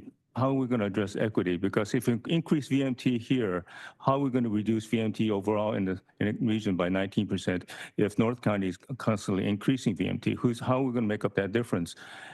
And that becomes both an environmental question with regards to VMT reduction, but I think it also becomes an economic equity question, right? Because if you spend money here to do this, how are we going to make up for the difference? And that, I think, needs to be a question within the EIR in environmental review process. So there are a number of ways in which we look at equity within the environmental document for both CEQA and NEPA.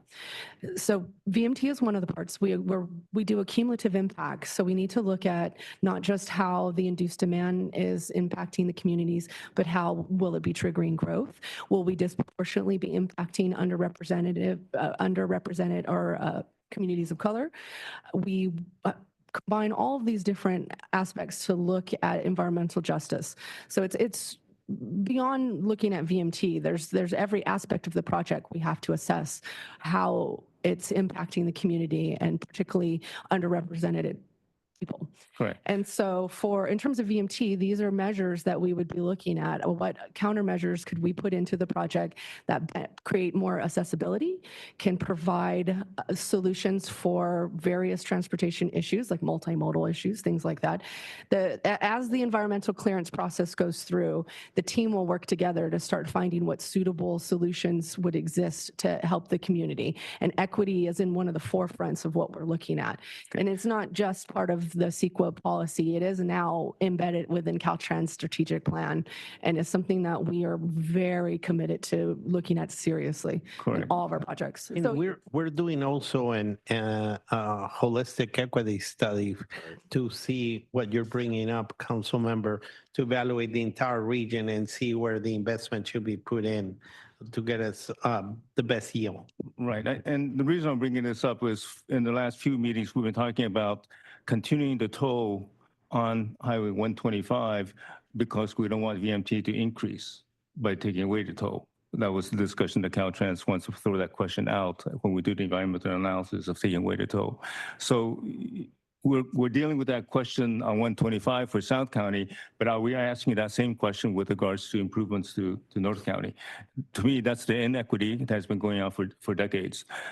So lastly, with the EIR, are you going to include alternatives of how you're going to deal with that issue, which becomes a pricing issue, typically as one of the methodologies to address congestion relief?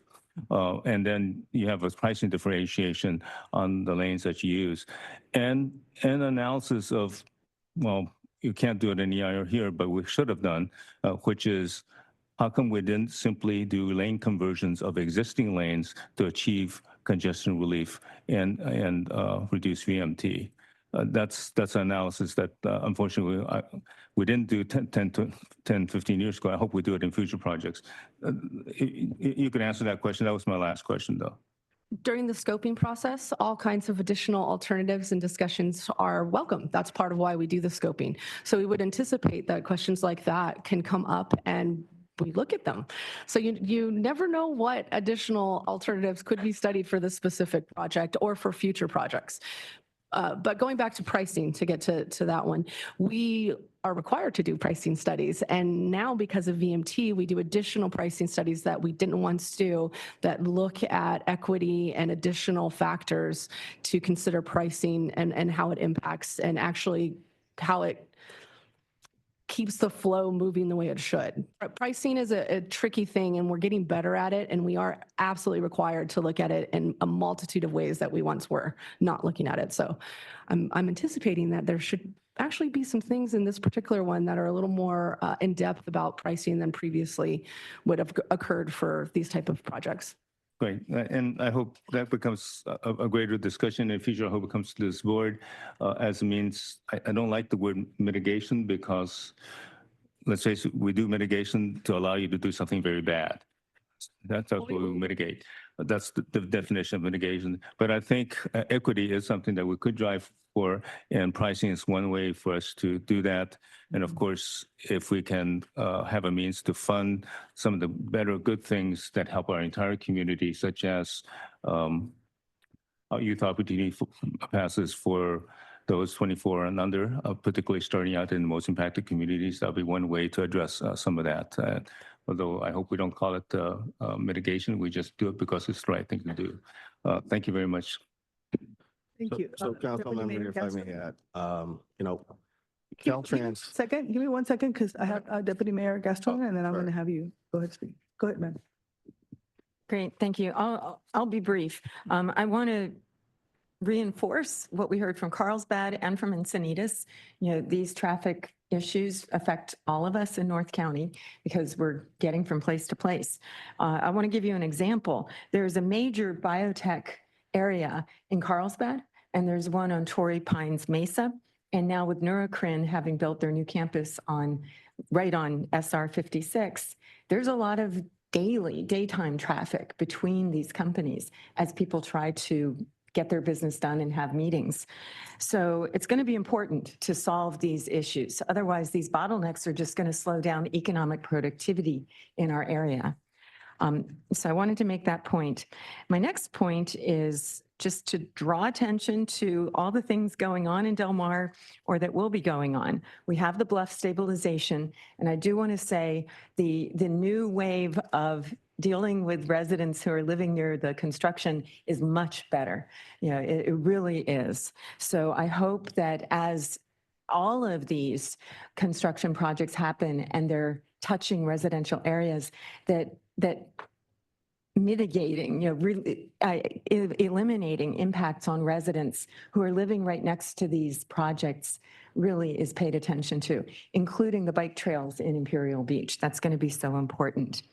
That's the bluff stabilization. San Dieguito Bridge replacement didn't seem to be part of this particular presentation, but now that we're seeing the Batiquitas Lagoon impacts on Encinitas, they're significant. And that bridge replacement is scheduled to happen at the same time that Del Mar will be replacing the Highway 101 bridge across the San Dieguito River. Del Mar will be staging from the south side of the river for that bridge project. So it's unclear, to me at least, where the San Dieguito Bridge replacement will be staging. Just to put that on your radar. And then my last question. So I'm a big biker. My e-bike and I get along really well. And I use it nearly every day to get to the UCSD campus from Del Mar. I take it to Trader Joe's, which is out SR 56 on that new bike trail. And I go north to Solana Beach and beyond, because the trails underneath San Elihu Lagoon are just absolutely, or under the highway there, are fantastic. So I have to commend you. But the report that you wrote, it just disappeared. Okay, says coastal rail trail construction. This is the very last sentence. It says the CRT is complete and was opened to the public in May 2019. And the coastal rail trail earlier, by my reading, is 45 miles from Oceanside to Santa Fe Depot. And that includes the 1.3 mile bit that I'm not sure what the status is in Encinitas, and the 27 miles from Gilman Road to Harbor in Oceanside. So it seems to me that last sentence isn't quite right. The Coastal Rail Trail, 44 miles, is not complete and it did not open in 2019. So maybe you could say a little bit about the different parts, because they kind of appear in all the different reports in different places.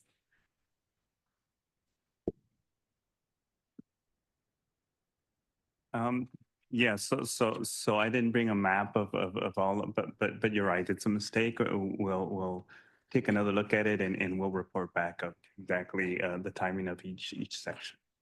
And I'll bring one last. The SR 56 bike trail there's a new little piece that's just been put in right at the old Carmel Valley Road connecting in.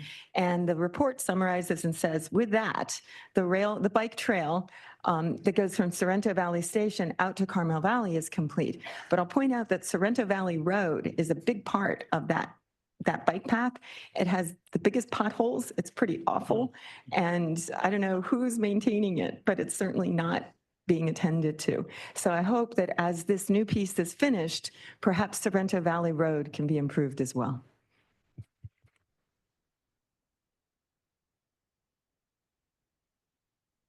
Thank you. Mayor Vasquez?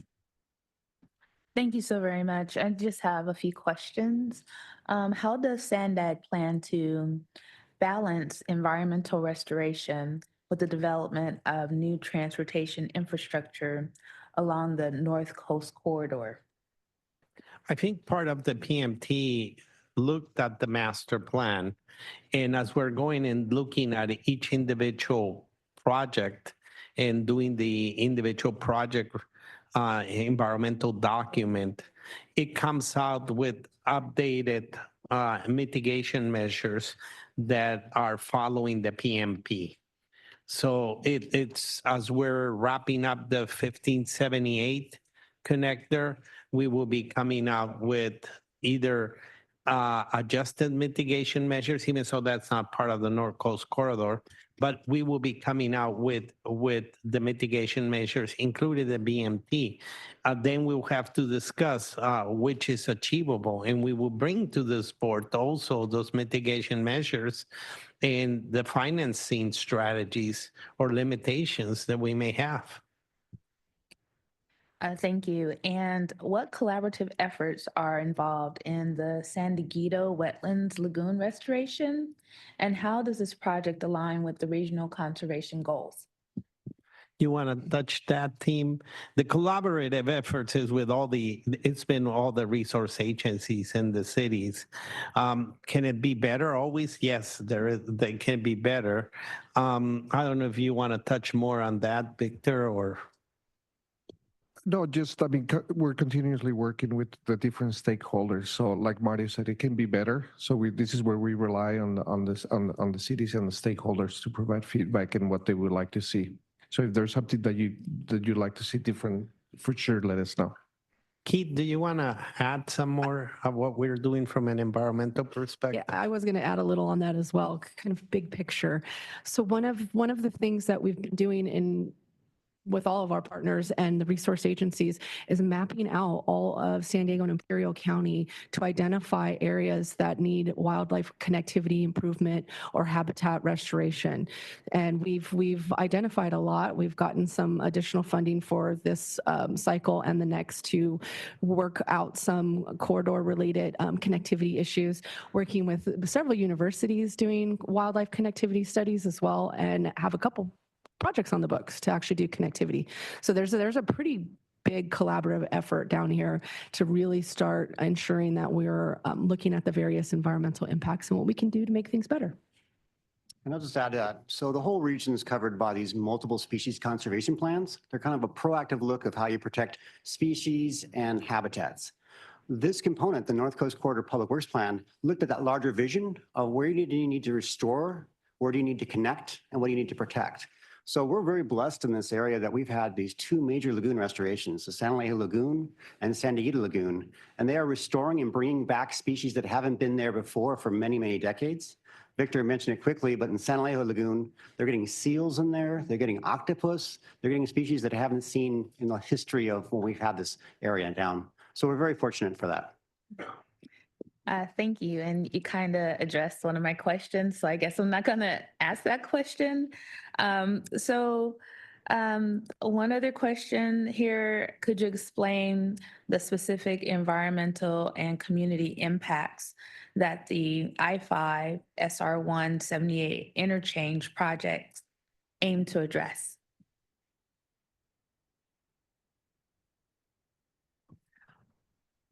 Well, we have to assess it first so we can really actually identify, but that is one of the key components. We'll be looking at how the various project features, all of the scope, how it does impact community character, air quality, energy impacts, greenhouse gas,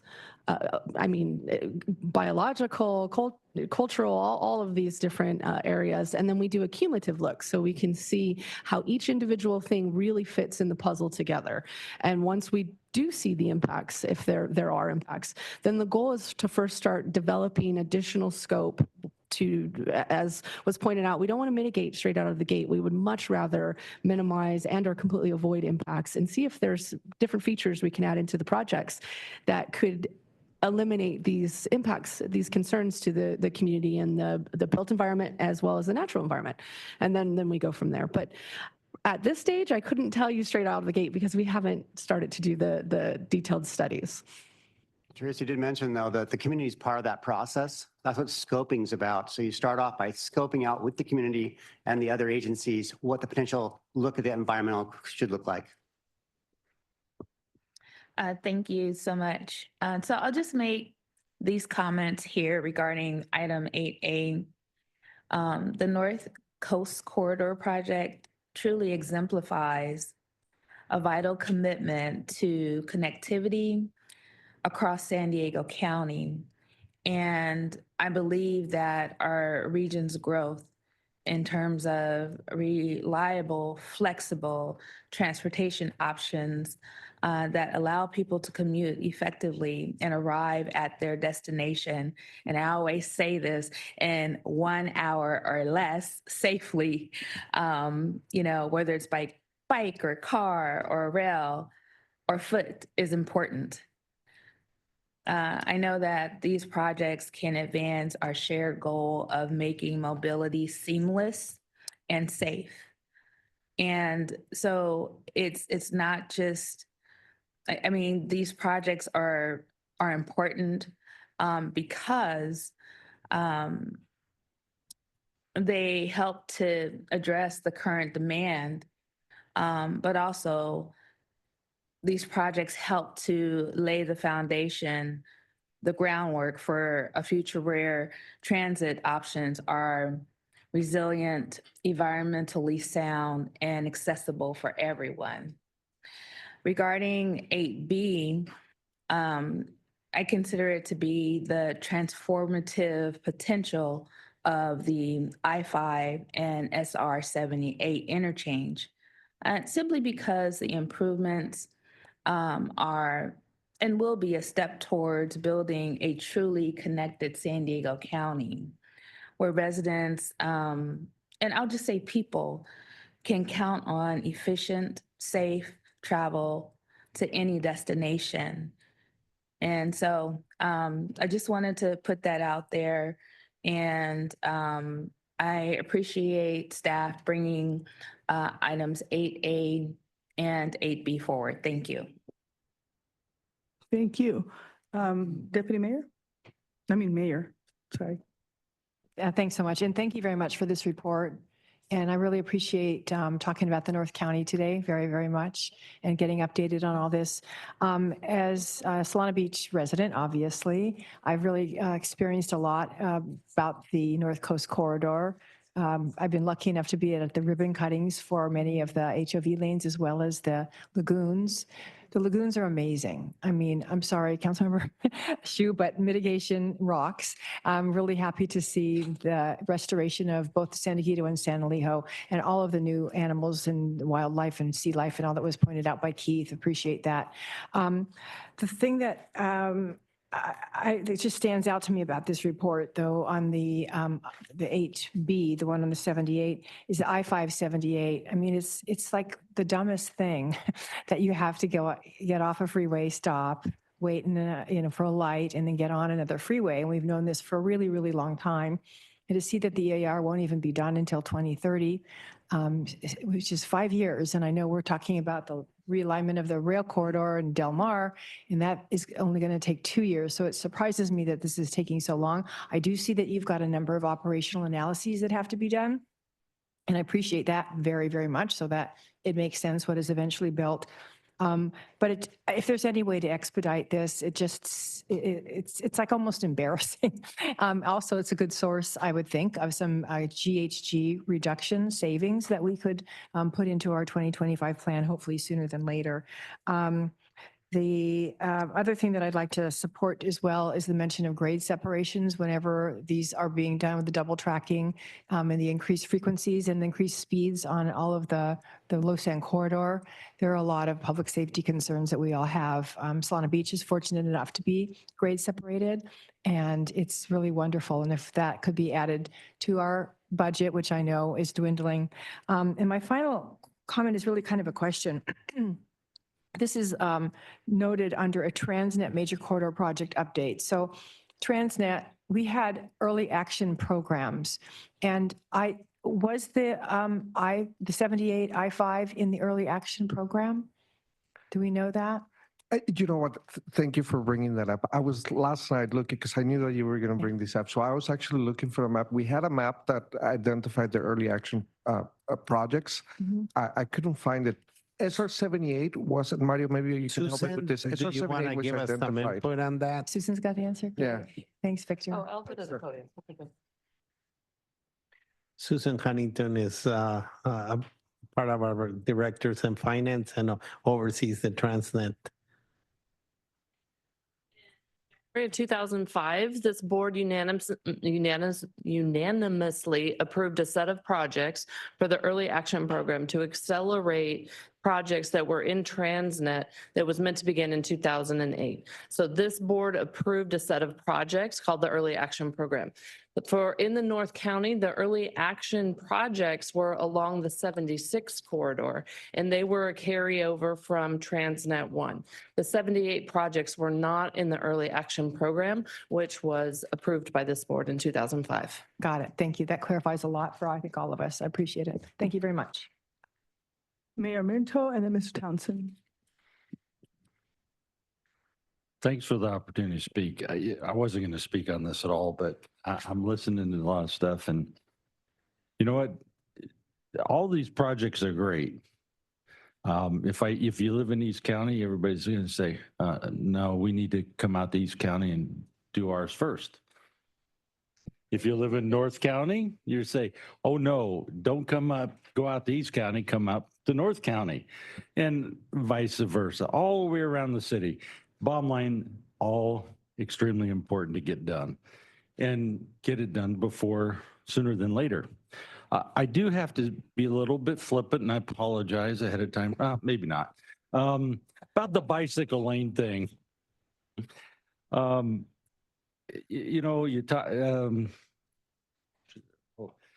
Terry, you talked about, avid bicycling and your e-bike and all the stuff. And if you're, pretty, with the exception of in East County at 52, there's only one protected bicycle lane in all of East County. And that's so you make sure you can get out of East County. Why they did that, I don't know. And that goes into Tierra Santa. But I average about 30, 40, sometimes 50 miles on my bike, e-bike. And I go through La Mesa, San Diego, Lemon Grove, all the way out into Spring Valley, Dehesa, all the way into Alpine. And you know what? I still haven't seen any protected bike lanes. The only protection I get is when I say my prayer before I get on the bike and say, please don't let a car hit me because they're only a few feet away. Because even where there is a bicycle lane, most of the time they kind of faked a bicycle lane because there wasn't really enough room. So where you normally have, I think it's an average 4-foot bicycle lane, I think. We're lucky to get a 2-foot bicycle lane, and many of those are along the seams of the roadway. And I just talking to Mayor Jones, and you know what? When cities do their slurry or road repairs, they go up to the bike lane and stop. So there's always potholes and there's always breaks along the seams and things of that nature. So nobody really cares in East County if you have a good bike lane. That's just my opinion. And it goes back to what Robin said earlier about maybe if we're going to talk about equity, equity should be looking at safety more than anything else, because I don't care who you are and you're riding on a bike lane or lack of bike lane in those areas. You know what? Where's the equity and safety? And maybe a new term we ought to bring up is in safety is, and not just VMT, but EBMT, electric bike miles traveled. And how safe are you on those EMBTs? That's all I have to say. So just a comment, I'm going to jump a little bit into future meetings. And we will be announcing it more formally. To my knowledge, and I may be wrong, the only entity who had a Vision Zero plan, a safety plan, for roadways and bike lanes is the city of San Diego. Therefore, the city of San Diego was the only one. You guys also have one. Those entities who had it were the only ones who could submit for grants. The DOT in February, the DOT is going to open some grants for safety. SANDAG has finalized the Vision Zero for the entire region plan, so all the cities can apply for grants, and the team will come in and give more details that hopefully the different cities will pursue that and for bike safety measures in their bike lanes. So that's just a tidbit, and the team will come and present it in detail. Can the county also apply for that? Because most of the area I'm talking about is unincorporated. And you know, it's great when cities, matter of fact, I'm going to invite all the cities to get together right now, along with the Supervisor Anderson, who doesn't have a vote here, but does represent the unincorporated area out that way, so that we can get our application in, so we can get a little piece of the pie. Sure. I don't see why we couldn't. So, Mr. Townsend? Thank you, Chair. I wanted to go back to Council Member Shu's concerns on the VMT issue. You know, this is something that we take very seriously. Of course, is mandated by law, and regions, urbanized regions throughout the state, are working to address the issues of VMT in terms of improvements on our transportation system. So, as Tracy had indicated, you know, we've got several frameworks that we're working through to help us get through those mitigation measures. So it's really a work in progress, and it really requires you know, a collaboration approach, if you will. And so we'll be dealing with the VMT issues, not just in North County, as you indicated. I know we've talked about it a little bit for the 125 toll road as well. And it'll come up on every future project as we work through to address potential impacts from induced demand. So I just want to share that from a global perspective. It's something we have to deal with and work through. So. Chair, if I can just add to that question. So I think the question there, if we want to address equity, is VMT per capita by subregions or cities and areas within the county. So what has been the track record of VMT increase throughout our region for the past 10, 20 years, and how it's done, how it has affected those communities?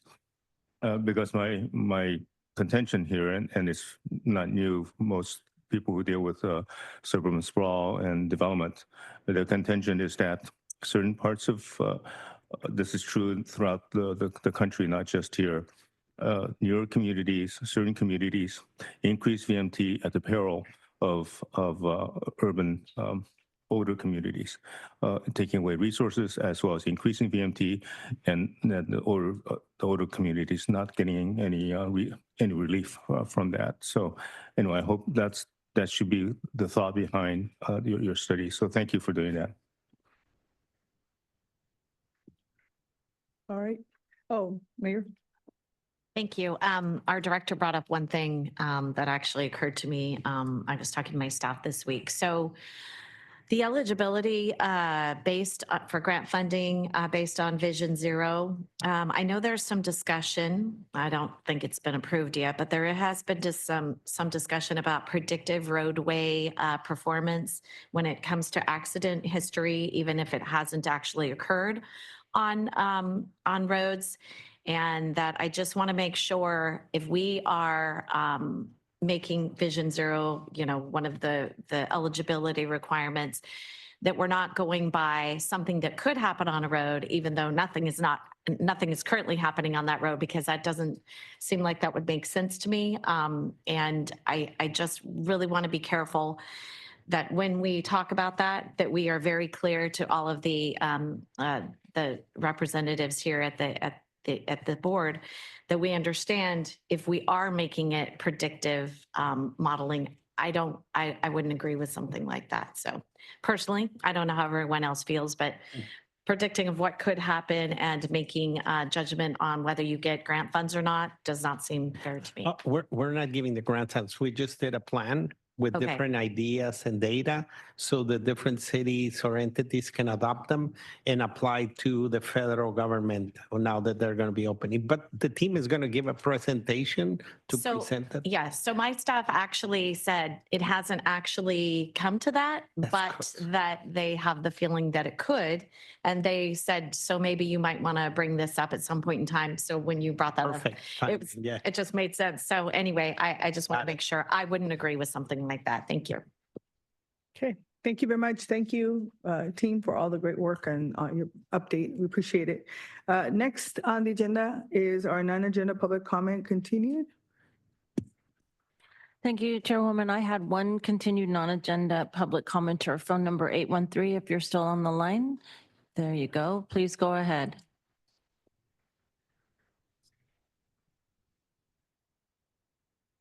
You are self-muted.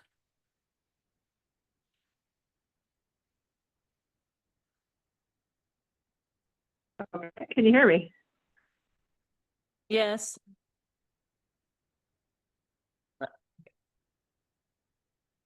Try again. Hello, can you hear me now? Yes, go ahead. Okay, great. Okay, so just what I wanted to say earlier is, not many people call in to these meetings, and it's like the gall of the chairwoman to try and silence the few who are paying attention. This is broken record time, okay? And it's really unfortunate. So you know what? Sometimes you just got to tell the delusional politician to STFU. Not saying it's nice, but I'm telling you, it feels so right. Because my cursing pales in comparison to what their destructive and reckless behavior is being done to our county. So I really encourage all of you, city council representatives, please, please, please, please encourage your constituents, the people who you say you represent. Please tell them to come in. Please tell them to listen in. Please tell them to chime in. It's tough for you guys. I get it, especially those who are not delusional, who are there to do their jobs. I totally get it. But it sucks when you have people. And that concludes the continued non-agenda public comments. All right, with that, this meeting is adjourned. We will see you on Friday, November 12th at 9 a.m.